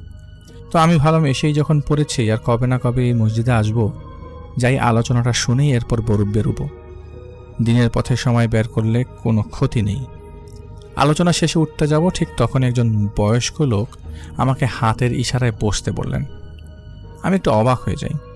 এই লোকটা আলোচনাকালীন অনেকক্ষণ ধরে আমার দিকে বারবার তাকাচ্ছিলেন। একে একে সকলে উঠে চলে গেলেন। আমি ভাবছিলাম ঘটনা কি, আমাকে যেতে দিচ্ছেন না কেন। এরপর ওই বয়স্ক লোকটার ইমাম সাহেব দেখলাম ফিস করে কি যেন বলছে। ওনাদের কথার বলা ধরন দেখে বুঝতে পারছিলাম তাদের কথা যেন আমি শুনতে না পাই। ইমাম সাহেবকে দেখলাম একজনকে ডেকে বললেন উপরে চেয়ার নিয়ে যেতে। এদিকে বয়স্ক লোকটা আমার কাঁধে হাত রেখে বললেন, আসেন কিছু নাস্তা করে নেই। আমি কয়েকবার না করলাম যে আমাকে যেতে হবে, কিন্তু খুব একটা লাভ হলো না। 3-4 পদের ফল, মিষ্টি, কেক দিলেন আমাকে। ওনারাও খাবারের শরিক হলেন। এদিকে আমার ভালোই টেনশন হচ্ছে, কি হচ্ছে সব মাথার উপর দিয়ে যাচ্ছে। খাওয়া শেষে ইমাম সাহেব আমাকে বললেন, আপনার খুব বেশি ব্যস্ততা না থাকলে আমাদেরকে একটু সময় দিন, শায়েক আপনার সাথে একটু কথা বলবে। শায়েক বলতে ইমাম সাহেব ওই বয়স্ক লোকটাকে মিন করেছে। আমিও বললাম, তালে বললাম যে কি বলবেন। এরপর ওনারা মসজিদের সিঁড়িতে আমাকে নিয়ে গেলেন। বুঝলাম ওনারা ছাদে নিয়ে যাচ্ছেন আমাকে। এবার আমি আরও বেশ দুশ্চিন্তায় পড়ে গেলাম। কোন ঝামেলায় পড়লাম আল্লাহই ভালো জানেন। ছাদে আমি, ইমাম সাহেব ও শাহেক, এই 3 জন, কেউ কোনো কথা বলছে না। মিনিট খানেক হয়ে গেল। এবার আমি একটু বিরক্ত হয়েই বললাম, আপনাদের আসলে উদ্দেশ্য কি বলেন তো? সাহেব আমাকে বলল, আপনি কি এখনো বুঝতে পারছেন না? আমি অবাক হয়ে গেলাম, কি বুঝবো? ইমাম সাহেবকে দেখলাম বিচলিত হয়ে গেছেন। উনি বললেন, ভাই আপনি শামস না? আমি অবাক। হ্যাঁ, আপনি আমার নাম জানলেন কিভাবে? আপনি আমাদের শায়েককে তা জানেন না? ইমাম সাহেব কেন যেন উত্তেজিত হয়ে গেলেন। আপনি আমার শায়েককে জানেন না? শায়েক ওনাকে ঠান্ডা হতে বললেন। শায়েক আমার দিকে তাকিয়ে বললেন, মাহের জানকে চিনেন আপনি? না তো, কেউ নেই। আমি তো কোনো দিন এই নামের কাউকে চিনি নেই বা পরিচয় নাই। শায়েককে দেখলাম কিছুক্ষণ চুপ করে থাকতে।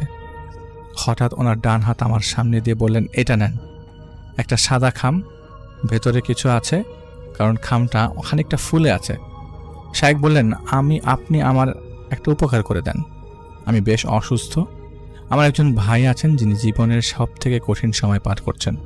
আপনি ওনার কাছে এই খামটা পৌঁছে দিয়ে কাল এশার পর এখানে চলে আসবেন। উপকারীকে আল্লাহ তাআলা ভালোবাসেন। এরপর উনি একটা ঠিকানা দিল। সেই ঠিকানায় গিয়ে আমি একজন ব্যক্তির কাছে গেলাম। এই খামটা দিয়ে আসতে হবে। আমি জানতে চাইলাম এখানে কি আছে তিনি। তারা বললেন, আল্লাহর কালাম।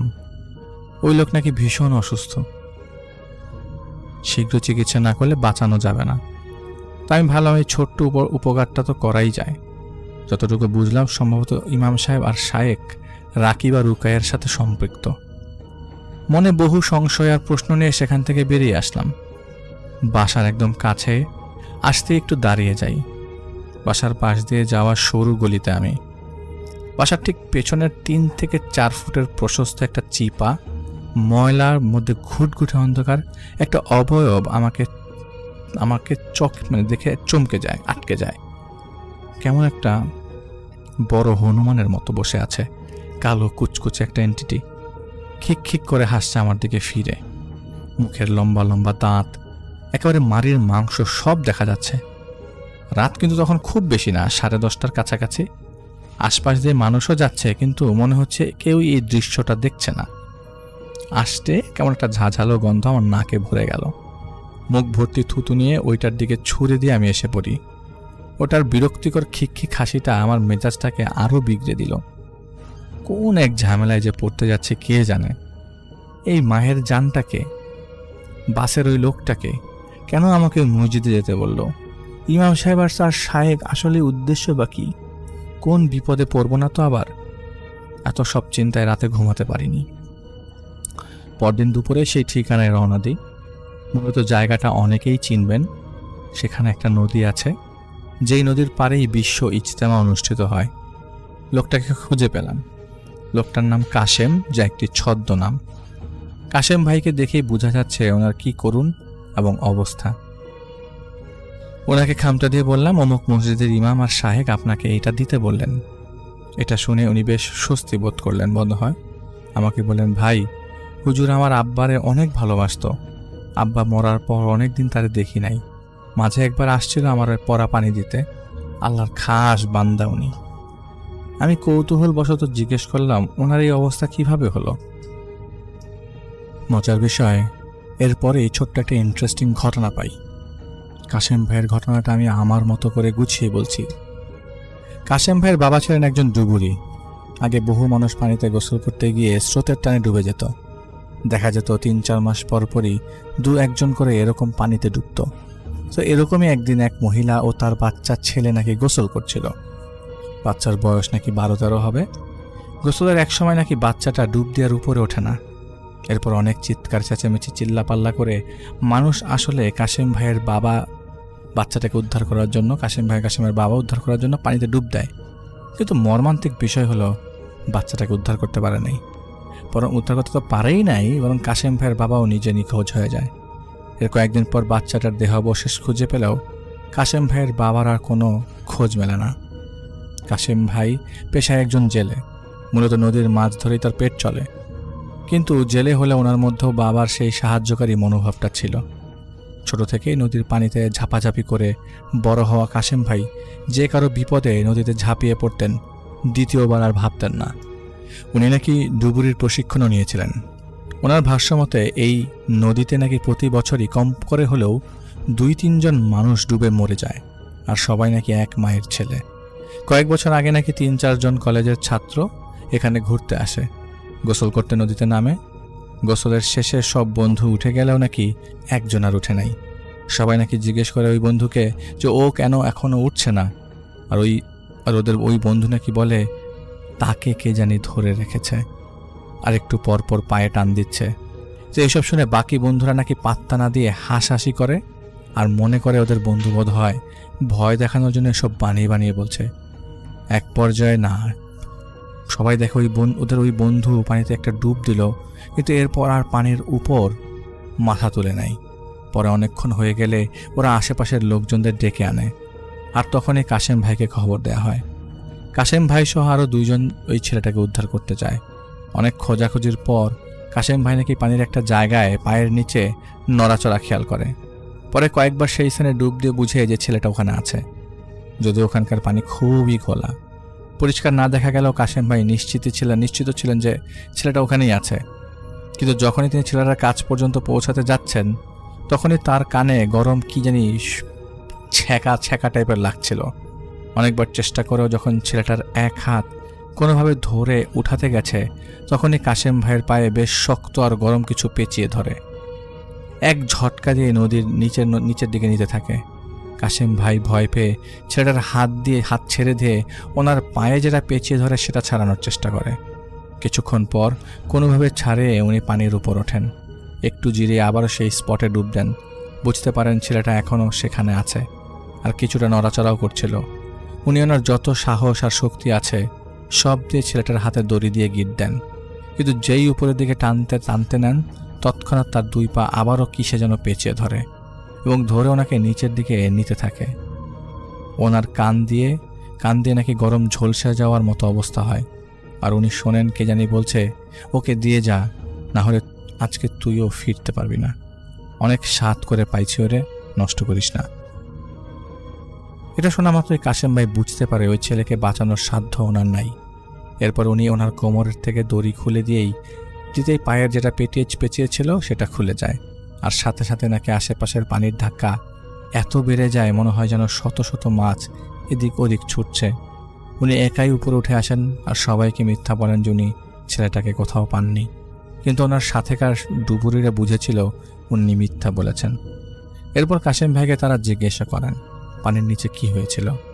কাশেম ভাই সব বলেন। ওনাদের এলাকার অনেকেই, এমনকি অনেক বয়োজ্যেষ্ঠ যেসব ডুবুরি আছেন যারা নাকি এই বিষয় সম্পর্কে আগে থেকেই জানতেন। অতীতেও নাকি কিছু ডুবুরিদের সাথে এমন ঘটনা ঘটেছে। আর উনি কয়েকজনের কাছে শোনেন ওনার বাবাকেও নাকি ওই এন্টিটিটাই নিয়ে গেছে। বছরে নাকি অন্তত একটা হলেও মানুষকে ওটা নিয়ে যায়। নদীর নিচে থাকা ওই জিনিসটার খাবারে পরিণত হয় এক মায়ের পুত্র। ওরাই নাকি এই নদী শাসন করে আসছে শত শত বছর ধরে। আর সেটা চাইলে নাকি কেউ আটকাতেও পারে না। আর ওই দিনকার পর থেকেই তো কাশেম ভাই অসুস্থ, রাতে ঘুমাতে পারেন না। ঘুমালেই খালি দুঃস্বপ্ন দেখেন পানির নিচে থেকে বিশাল লম্বা লম্বা কয়েকটা শিকল পেঁচিয়ে গভীরে টেনে নিচ্ছে। উনি খাওয়া দাওয়া কমিয়ে ফেলেন, যাই খায় তাই বমি হয়ে যায়, শরীর শুকাতে থাকে। অনেক ডাক্তার কবিরাজ দেখানো হলো, সঠিক কোনো রোগ ধরা পড়ল না, সুস্থতাও মেলে না। তারপর একদিন হঠাৎ করে নাকি হুজুর অর্থাৎ সম্ভবত ইমাম সাহেব ওনাদের বাসায় এসে কাশেমের এই অবস্থা দেখে পরা পানি আর কিছু জিনিস দিয়ে যায়। এরপর থেকে নাকি ওনার অবস্থা কিছুটা উন্নতি হয়েছে।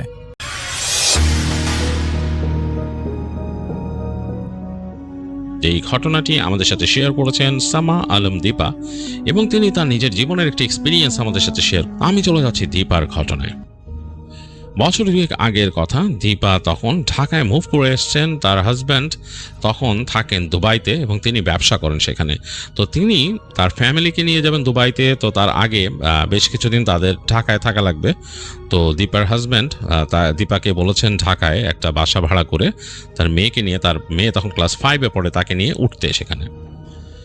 তো দীপার জন্য সবচেয়ে ভালো হতো তাদের যে বাড়ি সেখান থেকে কাছাকাছি হতো। পুরান ঢাকার কাছে যদি কোথাও তারা বাসা নিত, তো তিনি খোঁজখবর করে পুরান ঢাকার কোনো একটা জায়গায়, নালিন্দার কোনো একটা জায়গায় তিনি একটা বাসা নেন। 2 বেডরুমের একটা বাসা তিনি ভাড়া করেন। তো এটা খুঁজতে তাকে একটু বেগ পেতে হয়েছে, বিভিন্ন জায়গায় টুলেট লেখা থাকে, তিনি দেখেন। তো যেখানে তিনি বাসাটা নিয়েছেন সেটা হচ্ছে একটা গলিটা হচ্ছে এরকম, বিভিন্ন জায়গায় পুরান ঢাকা আপনারা জানেন যে গলি চলে গেছে, গলির পাশে আরেকটা গলি, উপগলি, তারপর তস্যগলি, এরকম একটা গলি।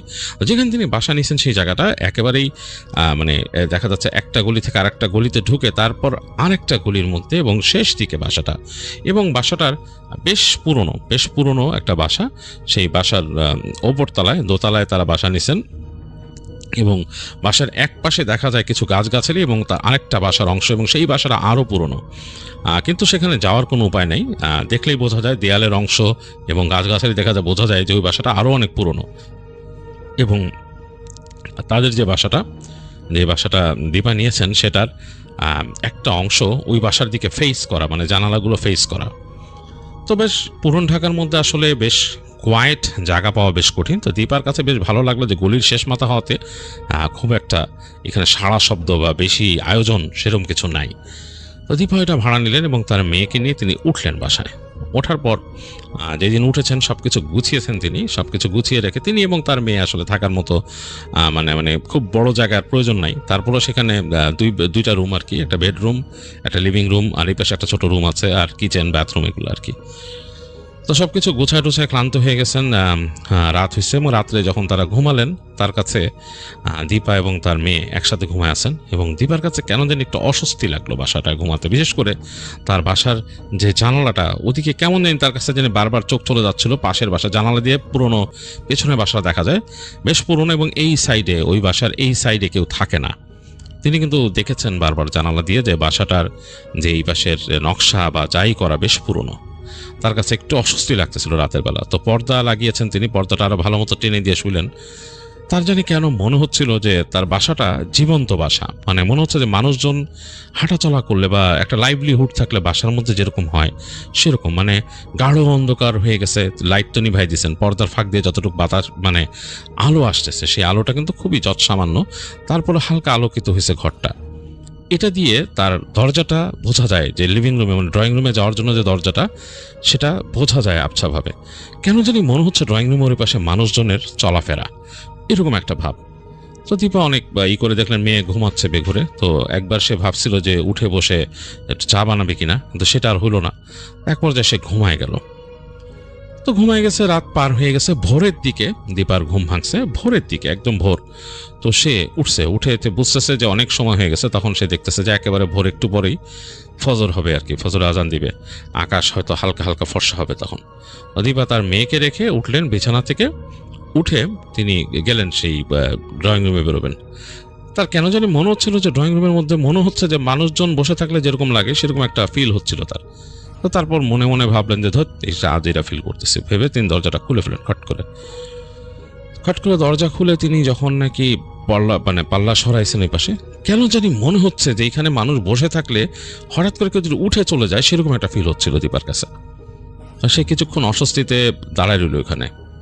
রান্নাঘর থেকে হালকা আলো এসে পড়তেছে সেখানে, মানে সেই রুমটার ভেতরে হালকা একটু আলোতে দেখা যাচ্ছে সামনের সাইডটা, কিন্তু ওই পাশে যেখানে সোফা রাখছেন ওইখানে বোঝা যাচ্ছে না যে কেউ আছে কিনা, এরকম লাগতেছে। তো যাই হোক, দীপা বেশ অস্বস্তিকর একটা অনুভূতি নিয়ে আস্তে করে হেঁটে রান্নাঘরের দিকে গেলেন। তো রান্নাঘরের দিকে গিয়ে তিনি বাতি জ্বালাইছেন ঘরে। তো বাতিটা জ্বালানোর পর তার কাছে মনে হলো যে অনেক আলো হওয়ার কথা, কিন্তু মনে হচ্ছে যে আলোটা কম, মানে অ্যাজ ইফ বাতিটা আলো কম দিচ্ছে। তো সে একটু অস্বস্তিতে পড়ে গেল যে ভোল্টেজ কম কিনা লাইনে। তো সে গেল জানালাটা খুলে দিতে, এবং জানালাটা খুললেই কিন্তু পেছনের বাড়িটাও দেখা যায় এখান থেকে। তো তখন কিন্তু মানে কেবল ভোর হচ্ছে, মানে একটু পরে হয়তো ফজরে আজান দিবে এরকম একটা সময়। তো সে জানালাটা খুলছে আস্তে করে, হালকা বাতাস আসলো ঘরে। আর তার কাছে তখন মনে হলো তার পেছনে কেউ একটা দাঁড়ায় আছে, অ্যাজ ইফ কোন একটা মানুষ তার পেছনে এসে দাঁড়াইছে, একদম তার গা ঘেঁষে পেছনে দাঁড়াইছে। মানে একেবারে একটা মানুষ যদি দাঁড়ায় থাকে পাশে যেরকম অনুভূতি, ঠিক জাস্ট সেম অনুভূতি। দীপা এক সেকেন্ডে মনে করছে তার মেয়ে উঠে আসছে, কিন্তু তার মেয়ের হাইটটাও এত দূর আসে না তার কাছে, মনে হচ্ছে তার থেকে উঁচু একটা হাইট, প্রায় ফুটখানেক উঁচু তার থেকে, এরকম একটা হাইট এবং খুব কাছে। এবং অনুভূতিটা সে বুঝতেছে যে তার মেয়ে দাঁড়াইলে এরকম অনুভূতি হতো না। সে ফট করে পেছন ফিরে তাকায়, তার কাছে মনে হলো এক সেকেন্ডে কেউ সরে গেল সেখান থেকে, শ্যাত করে ওখান থেকে সরে গেল, তার পেছন থেকে কেউ ছিল ঠিকই। এবং তার সারা শরীর মানে জমে গেল কেমন জানি ভয়। আর ঠিক ওই সময় আজান দিল। আজানটা দেওয়ার সাথে সাথে দীপার মানে মনে হলো সবকিছু রিলিফ, একটা প্রেশার ছিল তার উপর, প্রেশারটা রিলিফ হয়ে গেল। আর খুব আশ্চর্যজনকভাবে সে দেখলো যে ঘরের আলোটা আরেকটু ব্রাইট হয়ে গেল। মানে তার যে ওখানে যে মানে আলোটা কমে গেছিল, সে মানে মনে হচ্ছিল যে আলোটা কম, সেটা মনে হচ্ছে একটু ব্রাইট, মানে ভোল্টেজ বেড়ে গেলে যেরকম হয় সেরকম। যাই হোক, দীপা একটু অস্বস্তিতে পড়লো। সে চুলা জানালো, তার মতো কাজ করলো, নাস্তা বানাইলো, ইত্যাদি করে সে মানে তার মতো তার কাজ করবার হয়ে গেল আর কি, রেডি হলো সে। তো এরপরে আর ওই দিন আর কিছুই সে খেয়াল করে নাই। তো ওই বাসায় ওই দিন রাতেও তার কাছে যখন ঘুমাতে গেছে কেন জানি মনে হচ্ছিল কেউ একদিন হাঁটা চলা করে ওইখানে, মানে তার যে লিভিং রুমে মনে হয় হাঁটা চলাতে। দীপা যেহেতু একলা মেয়ে নিয়ে থাকে, সেইটাকে তেমন একটা আমলে নিল না। সে চিন্তা করলো যে আচ্ছা হতেই পারে, এটা মানে ভৌতিক কোনো ব্যাপার স্যাপার হতে পারে। হ্যাঁ, মানুষ তো এরকম ঘটেই, মানুষ অনেক কিছুই ভৌতিক জিনিসপত্র ফেস করে, এরকম হতে পারে। তো সে যেটা করলো, সে রাতের বেলা আর লিভিং রুমের দিকে যেত না। কাজকর্ম সেরে যখন ঘরে ঢুকে যেত মামে, সে তখন দরজা আটকায় দিত। রাতের বেলা ওইখানে যদি ফিল হইতো কেউ হাঁটতেছে, সে ওখানে যেত না, সেখানেই থাকতো। তো এরপর একটা ঘটনা ঘটে যেটাতে দীপার মানে বেশ বড় রকমের একটা শক সে খায় এখানে। যেটা হচ্ছে যে সে দিনের বেলা একদিন বের হয়েছে বাসা থেকে একটা কাজে, তো মেয়েকে বাসায় রেখে গেছে। সে মেয়েকে বলছে যে তুই থাক, মেয়ে ক্লাস 5-এ পড়ে। তো মেয়ে মোটামুটি সে তার বুঝ আছে, নিজের মতো সে টিভি দেখতে পারে, কিছু খেতে পারে ফ্রিজ থেকে, এরকম সে আছে। সে মেয়েকে ইনস্ট্রাকশন দিল যে এটা করবা না, এটা করবা না, ঘরে থাক, আমি আসতেছি, আধা ঘন্টার মধ্যে চলে আসবো বলে সে বাইরে গেছে। বাইরে দিয়ে যাওয়ার সময় সে দরজাটা তালা মেরে গেছে, কারণ তার চিন্তা হচ্ছে আবার মানে কোনো সমস্যা যাতে না হয়, সে বাইরে দিয়ে তালা মেরে গেছে। সে জানে যে আমি যাবো আর আসবো।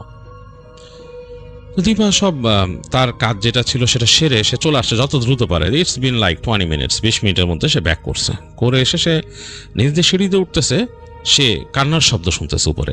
সিঁড়ির ঘরটা অন্ধকার, কোনো বাতি নাই। কান্নার শব্দ শুনতেছে, মনে হচ্ছে টেনে টেনে কেউ কাঁদতেছে। মানে তার বুকের মধ্যে ছ্যাঁত করে উঠলো, কারণ কান্নার শব্দটা মনে হচ্ছে তার মেয়ের। সে দৌড়ায় উঠলো সিঁড়িতে, অন্ধকার সিঁড়ি, এর মধ্যে দিয়ে উঠলো। উঠে সে ঘরের কাছে গেলে দরজার কাছে দ্রুত যে সে তালা খুললো, তালা খুলে ভিতরে ঢুকছে, দেখলো যে তার মেয়ে আম্মু আম্মু বলে ডাক দিল। তো সে বললো যে হ্যাঁ আমি বলার পর তার মেয়ে দৌড় দিয়ে আসলো রুমে থেকে এসে তাকে জড়ায় ধরলো। জড়ায় ধরে কাঁদতেছে, বলতে কি হয়েছে? সে জিজ্ঞেস করছে, মা কি হয়েছে তোমার, ভয় পেয়েছো কেন? বলে আম্মু আমি তো ঘুমাচ্ছিলাম, শুয়ে মানে তুমি যখন বাইরে গেছো বলছো, তখন আমি যে শুয়েছিলাম ওখানে, শুয়ে আমি ওখানে মোবাইল ফোনে টিপতেছিলাম এটা ওইটা। তো এর মধ্যে দরজার মধ্যে শব্দ হলো খুটখাট, আমি মনে করছি তুমি হয়তো আসছো। তো আমি আস্তে করে এখান থেকে উকি দিলাম, উকি দিয়ে দেখলাম মনে দরজার মধ্যে কেউ নাই। তা আমি পরে মোবাইলটা রেখে ওই রুমে জাস্ট উকি দিছি এই পাশ থেকে, মনে হলো যে তুমি সোফায় বসা ওইদিকে তাকায় আসো। তা আমি ভাবলাম যে হয়তো রেস্ট নিতেছো তুমি। তা আমি যে মোবাইলটা রেখে তারপর আসছি তোমার সাথে কথা বলতে, এসে দেখি রুমে কেউ নাই। তো রুমে কেউ নাই, আমি দরজার দিকে তাকালাম, দরজায় যে দেখলাম যে দরজা দেখে আবার লক করা। তাই আমি ভাবতেছি যে তুমি কি মানে আবার বাইরে গেলা তালা মেরে, তাহলে তো আমি তো শব্দ পেলাম না। এর মধ্যে আমি শব্দ পেতেছি রান্নাঘরে, মনে হচ্ছে যে কেউ রান্না করতেছে, মানে জিনিসপত্র হাঁড়ি পাতিল নাড়ার ঠুংঠাং শব্দ হইতেছে। এবং মনে হচ্ছে যে একদম মানে তুমি যেরকম রান্নাবাড়ি করো সেরকম শব্দ এখানে। তা আমি রান্নাঘরে গেছি, রান্নাঘরে যাওয়ার পর দেখি রান্নাঘরে কেউ নেই, পুরো রান্নাঘর খালি। আবার মনে হচ্ছে যে ড্রয়িং রুমের মধ্যে তোমার শব্দ। তা আমি ভয়ে কান্না করা শুরু করছি। এর মধ্যে দরজা খুলে দেখলাম তুমি ঢুকলা। তা আমি খুব ভয় পাইছি আম্মু। তো তাই বলে দীপার মেয়ে আবার কান্না শুরু করলো। তো যাই হোক, এটা ছিল দীপার মেয়ের একটা ভয় পাওয়ার ঘটনা, এবং এটাকে সে খুব সিরিয়াসলি নিল। দীপা চিন্তা করলো যে এই বাসাটায় এভাবে তো থাকা যাবে না, কিছু একটা সমস্যা আছে। তো দীপা যাই হোক তার রিলেটিভদের সাথে আলোচনা করলো, করে তার মেয়েকে নিয়ে প্রথমে ওখানে দিয়ে আসলো ওই দিন, এবং পরবর্তীতে বাসাটা আস্তে ধীরে ছেড়ে দিল। সে যা সব জিনিসপত্র সরাই নিল সেখান থেকে। তো এরপর দীপা চলে যায়, তার কয়েক মাস পর ফ্যামিলি সহ চলে যায় হচ্ছে দুবাইতে এসে। এবং দুবাইতে যাওয়ার পর তারা যেই বাসাটায় ওঠে, সেই বাসাতে গিয়েও নাকি তার সাথে এরকম সমস্যা হতে থাকে। মানে বাসাটার মধ্যে রাতের বেলা ঘুমালে মনে হতো যে তাদের ভেতরে যে ডাইনিং, যেখানে জায়গাটা ডাইনিং এরিয়াটা, ওইখানে মনে হচ্ছে যে কোনো মানুষজন আছে এবং তারা শব্দ করতেছে, মানে অনেক রকম শব্দ করতেছে, এটা ফেলে দিতেছে ওইটা ফেলে দিতেছে, টেবিল চেয়ার ধরে টানাটানি করতেছে। তো দীপা ভয়ে কাঁপতো। সে তার হাজব্যান্ডকে বলছে যে এরকম শব্দ কিসের হচ্ছে। তো দীপার হাজব্যান্ড নাকি দীপাকে রেখে বের হয়ে ডাইনিং স্পেসে এসে দেখছে আসলেই চেয়ারগুলো এদিক ওদিক টানাটানি করা, মানে মনে হচ্ছে চেয়ার এদিকে রেখে দিচ্ছে ওদিকে রেখে দিচ্ছে। এবং তারপর দেখা যাচ্ছে দীপার মেয়ে চিৎকার করে কান্না শুরু করছে পাশের রুমে। সে নাকি দেখছে যে ঘরের কোনায় কে দাঁড়ায় আছে, একটা ছায়ামূর্তির মতো ঘুমাইছিল, উঠে দেখছে ঘরের কোনায় এরকম ছায়ামূর্তির মতো কে দাঁড়ায় আছে। তো যাই হোক, তারা তখন মেয়েকে নিজের রুমে এনে রাখা শুরু করে, এবং তারা দেখে যে তাদের ওই বাসার দেয়ালের চারপাশে নাকি 4টা পেরেক গাঁথা। এবং তখন আরও মানুষকে জিজ্ঞেস করে তারা, এবং কয়েকজন বাঙালি তাদেরকে ইনফরমেশন দেয় যে এই বাসাটাতে আগে মানুষ থাকতো। তারপর প্রায় 2-3 বছর বাসাটা খালি ছিল, বাসাটার মধ্যে সমস্যা হইতো, এবং এই সমস্যার কারণে মানুষ আর থাকে নাই। এই 2-3 বছর পরে তারা এই বাসাটাকে আবার ভাড়া দেওয়া শুরু করছে, এবং দীপারা এটা ভাড়া নিচ্ছে, এবং তাদের সাথে একটা কন্ট্রাকচুয়াল এগ্রিমেন্টের মাধ্যমে ভাড়া হয়েছে। তো দীপার হাজব্যান্ড মানে চিন্তা করে যে বাসায় থাকতে গেলে তো আসলে এখন কি করব। তো তিনি একজন এরকম বুজুর্গ ব্যক্তির সাথে কথা বলেন বাসায় এসে ছেড়ে দেওয়ার। তো তিনি এসে ঝেড়ে দিয়ে যান বাসায় এসে বাসাটাকে মানে তিনি শুদ্ধি করেন আর কি, দোয়া দুরুদ পড়ে বাসাটা বন্ধ করে দেন আর কি। কিন্তু এটা করার পর নাকি দীপা সব মানে রাতের বেলা আরও বেশি শব্দ পেতে থাকে, মনে হয় গোঙানির শব্দ বাসার আশপাশ থেকে, জানালাগুলোর আশপাশ থেকে মনে হচ্ছে কেউ গোঙাচ্ছে, এরকম একটা শব্দ হয় বাসার। তো এটাতে বাসার, এবং দীপা শুনতো, দীপার মেয়ে দীপার হাজব্যান্ড তিনজনেই শব্দ শুনতো, খুবই ভয় পেত। এবং তারা নাকি তাদের মোবাইল ফোনে দোয়া দুরুদ চালায় রাখতো, তখন নাকি ওই পাশ থেকে মনে হতো যে আরও শব্দ করতেছে, এবং তাদের ওই যে মূল যে দরজার মধ্যে এসে নক করে যেত, ধুপ ধুপ ধুপ ধুপ করে নক করে যেত। এরপরে দীপা স্বপ্নে দেখে একদিন যে একটা বয়স্ক মহিলা, আলখেল্লা টাইপের পরা, চেহারা দেখা যায় না, চোখের কাছ থেকে দেখে মনে হচ্ছে যে অনেক মানে রিঙ্কল চোখের দিকে, সে নাকি তাকে বলতেছে মানে আরবিতে কিছু কথা বলতেছে। এই কথাগুলো দীপা বোঝার চেষ্টা করে, তো দীপা তো আসলে মানে ওইটাই করে, কিন্তু স্বপ্নের মধ্যে তাকে কি বলছে তার এটা মানে মনে আছে শব্দটা। তো সে তার শব্দটা তার হাজব্যান্ডকে বলে, তো তার হাজব্যান্ড তাকে বুঝায় বলে যে মানে বলে বের হয়ে যাও, তাই বলতেছে তাকে আরবিতে বের হয়ে যাও। তো এবং সবচেয়ে আশ্চর্য ব্যাপার, ওই স্বপ্নটা যখন দেখতো দীপা স্বপ্নের মধ্যে গন্ধ পেত, বাজে একটা গন্ধ ঘরের মধ্যে হয়ে যেত। এবং খুবই আশ্চর্যজনক ব্যাপার যে সে যখন ঘুম থেকে উঠে যেত স্বপ্ন দেখে, তখন এই গন্ধটা থাকতো রুমের ভেতরে। এবং মানে এটা আস্তে আস্তে যেত, একদম ভোরের আজানের পর যেত। তো যাই হোক, এক সময় ওই বাসাটায় তাদের জন্য আনলিভেবল হয়ে পড়ে এবং তারা তারপরে বাসাটাকে ছেড়ে অন্য জায়গায় চলে যায়। কন্ট্রাক্ট তাদের ভাঙতে হয়, এটার জন্য আরও অনেক মানে দেন দরবার করতে হয়। কিন্তু তারা এটা দেখায় যে এখানে প্যারানর্মাল সমস্যা আছে, এবং সেই বাড়িওয়ালা বুঝতে তার বাকি নাই, সে আগে নিজেও এটা ফেস করছে। তো তারপরে এটা নিয়ে সমস্যা করে নাই যে দীপারা সরে যায়, এবং নতুন জায়গায় যাওয়ার পরও দীপা বেশ কিছুদিন সে একজন এরকম বুজুর্গকে দিয়ে নিজেকে ঝাড়াইছে, তার মেয়েকে ঝাড়াইছে, যাতে মানে এই সমস্যাগুলো তাদের সাথে আর কন্টিনিউ না হয়। তো এই ছিল দীপার পাঠানো একটা ছোট্ট ঘটনা।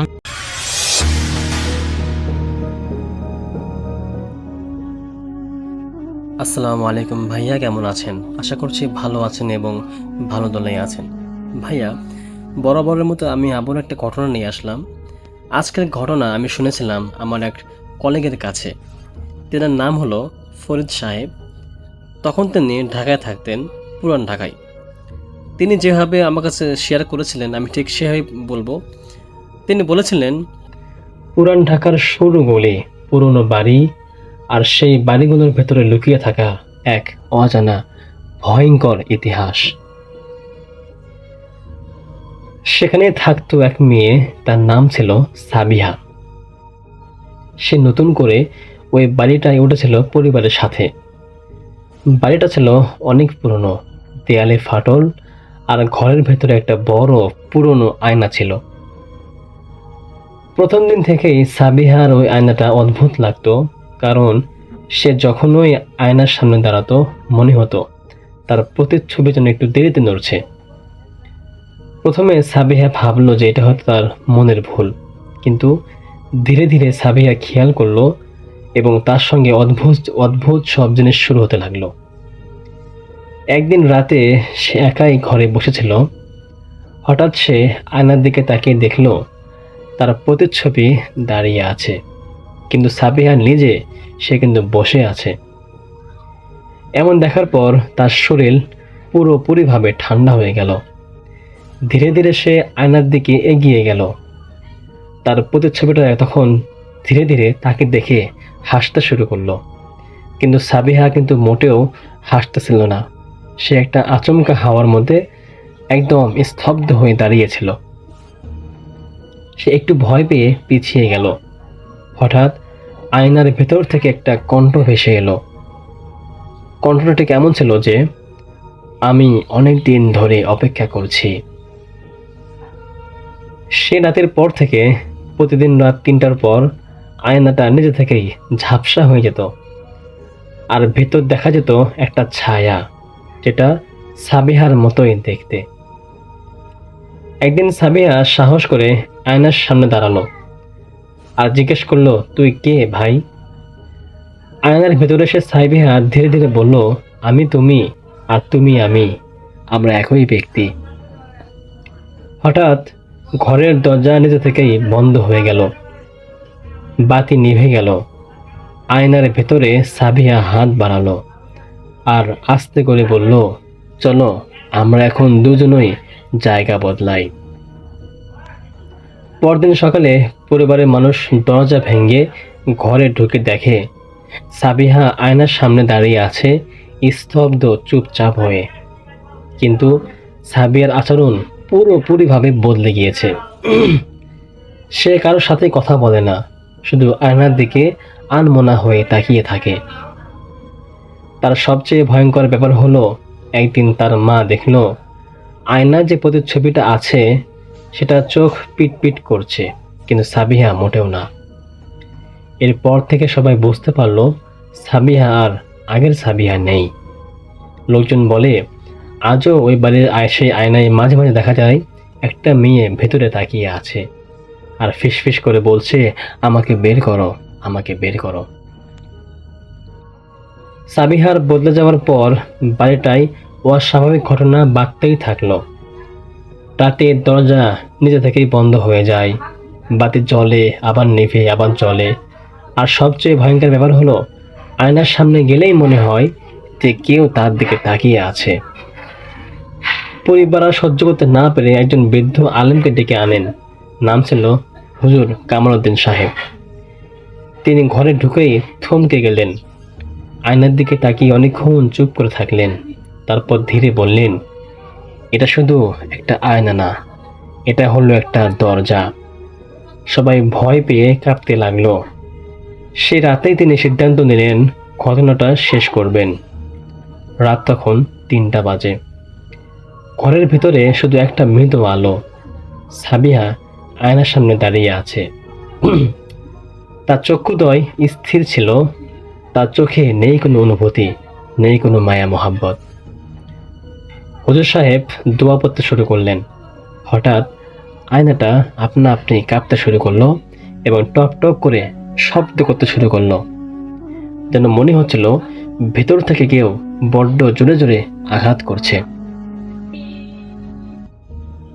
হঠাৎ আয়নার ভেতর দেখা গেল একটা মেয়ে। তার চুলগুলো ছিল এলোমেলো, চোখে আতঙ্ক বিরাজ করছে। সে চিৎকার করে বলছে, আমি আসল সাবিহা, আমাকে এখান থেকে বের করো প্লিজ, আমি সাবিহা, আমি সাবিহা। আর বাহিরে যে দাঁড়িয়ে আছে সে সাবিহা তখন ধীরে ধীরে হাসতে লাগলো। ঠিক তখনই সবাই বুঝে গেল যে আসল সাবিহাটা আয়নার ভেতরে আটকে আছে, আর বাহিরে যে আছে সে অন্য কিছু। হুজুর জোরে জোরে দোয়া করতে লাগলেন। ঘরে বাতাস হঠাৎ করেই ভারী হয়ে উঠল। আয়নাটা ফেটে যাওয়ার মতো শব্দ করলো। হঠাৎ একটা বিকট চিৎকার শব্দ হলো। আয়নার ভেতরে ছায়াটা যেন ছটফট করতে লাগলো। আর তারপর ঝাং করে পুরো আয়নাটা ভেঙে গেল। সব কিছু একদম নিশ্চুপ হয়ে গেল। পরদিন সকালে মেঝেতে পড়ে আছে অজ্ঞান সাবিহা। সে ধীরে ধীরে চোখ খুলল, তার কিছুই মনে নেই। সবাই মনে করলো হয়তো এখানেই সব কিছু শেষ হয়ে গেছে। কিন্তু কয়েকদিন পর ঘরের কোনায় একটা ছোট্ট ভাঙ্গা আয়নার টুকরোতে দেখা গেল একটা ছোট ছায়া, যেটা এখনো তাকিয়ে তাকিয়ে হাসছে। আর রাতে মাঝে মাঝে শোনা যায়, খোলো, এখনো খেলা শেষ হয়নি। এরপর সাবিহারা ঠিক করলো তারা এই বাসা থেকে একদম চলে যাবে, তারা এই বাসাটাকে ছেড়ে দেবে। ভাগ্যের কত নির্মম পরিহাস। সে কামালউদ্দিন সাহেব হুজুর বললেন যে আমি আগামীকালকে আবার আসব, আমি এই প্রেতাত্মাকে চিরতরে বিদায় করে দেব। তো এই ছিল ভাইয়া আজকের কাহিনী। আশা করছি আপনাদের ভালো লেগেছে, এবং ভালো লাগলে আপনারা অবশ্যই যারা অডিয়েন্স রয়েছেন, যারা এত ধৈর্য সহকারে ঘটনাটা শুনলেন, আপনারা অবশ্যই আপনাদের গঠনমূলক মন্তব্য প্রকাশ করবেন। আমি আগেও বলেছি, এখনও বলতেছি যে আপনাদের একটা কমেন্ট আমাদেরকে গল্প বলার স্টাইলকে আরও আগ্রহ প্রকাশ করে। আমরা মন থেকে আপনাদেরকে ভালোবাসি এবং আমি চাই যে আমাদের ভালোবাসা যেন অটুট থাকে। তো ভাই আজকের মতো কথা না বাড়িয়ে আজকে এখানে শেষ করতেছি। দেখা হচ্ছে পরবর্তী কোনো এপিসোডে, যেখানে আপনার অডিয়েন্সও থাকবে ইনশাআল্লাহ। ততক্ষণ পর্যন্ত সকলের দীর্ঘ আয়ু এবং সুস্বাস্থ্য কামনা করে আজকের মতো বিদায় নিচ্ছি আমি। আল্লাহ হাফিজ। আসসালামু আলাইকুম রহমতুল্লাহ।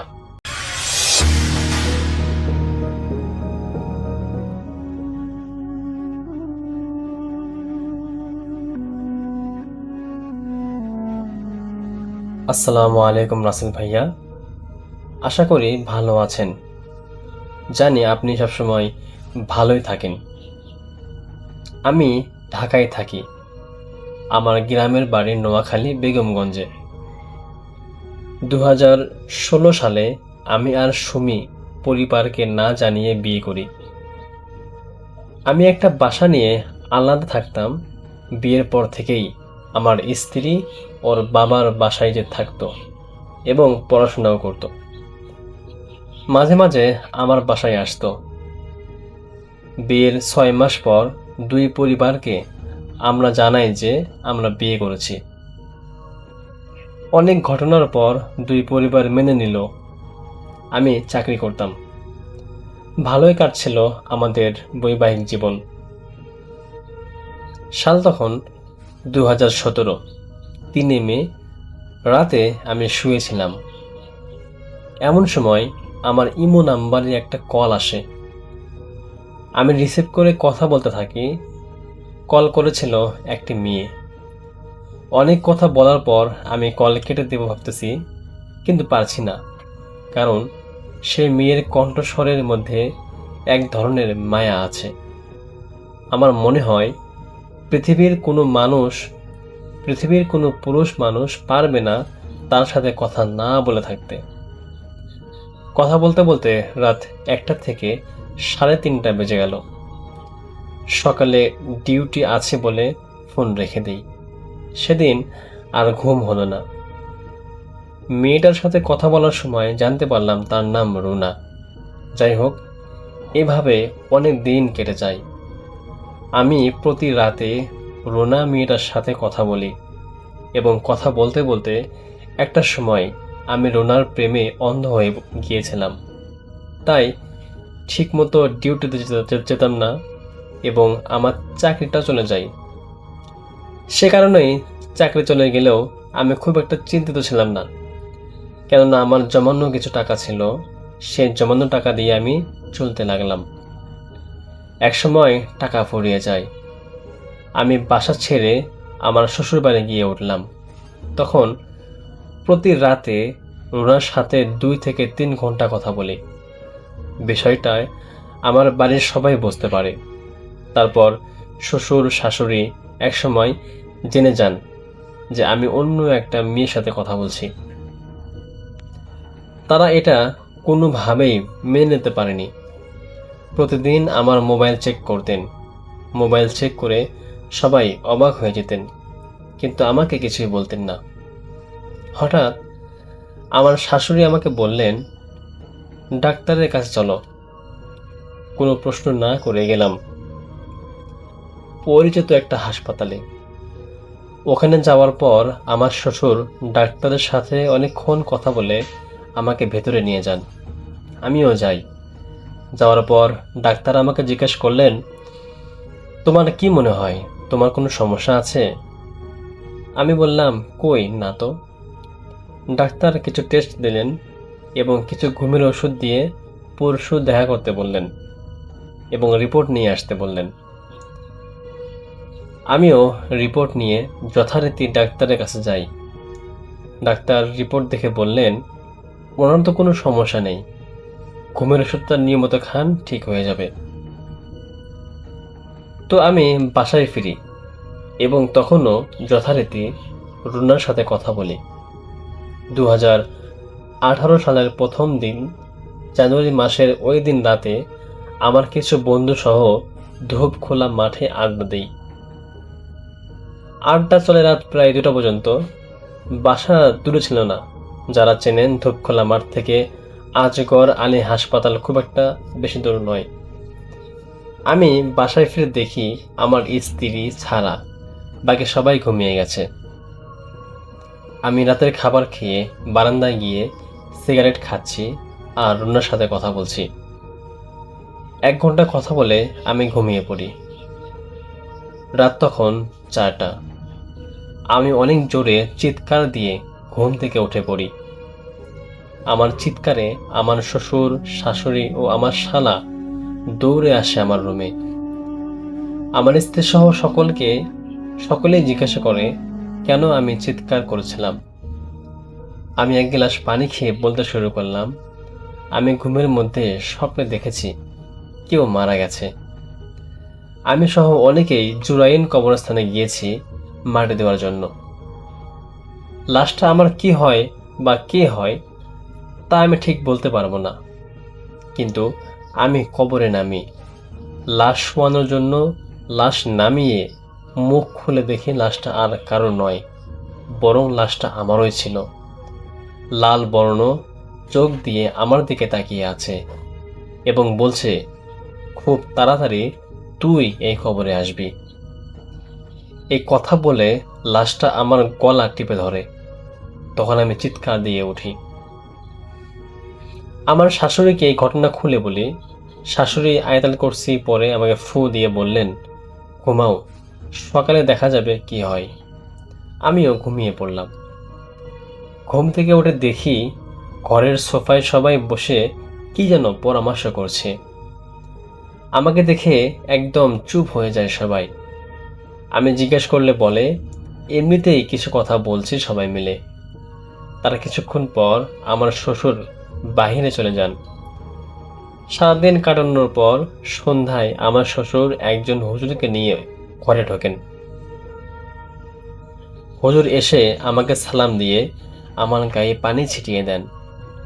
আর তারপর থেকেই আমার কিছু মনে নেই। জ্ঞান ফিরল পরদিন সকালে।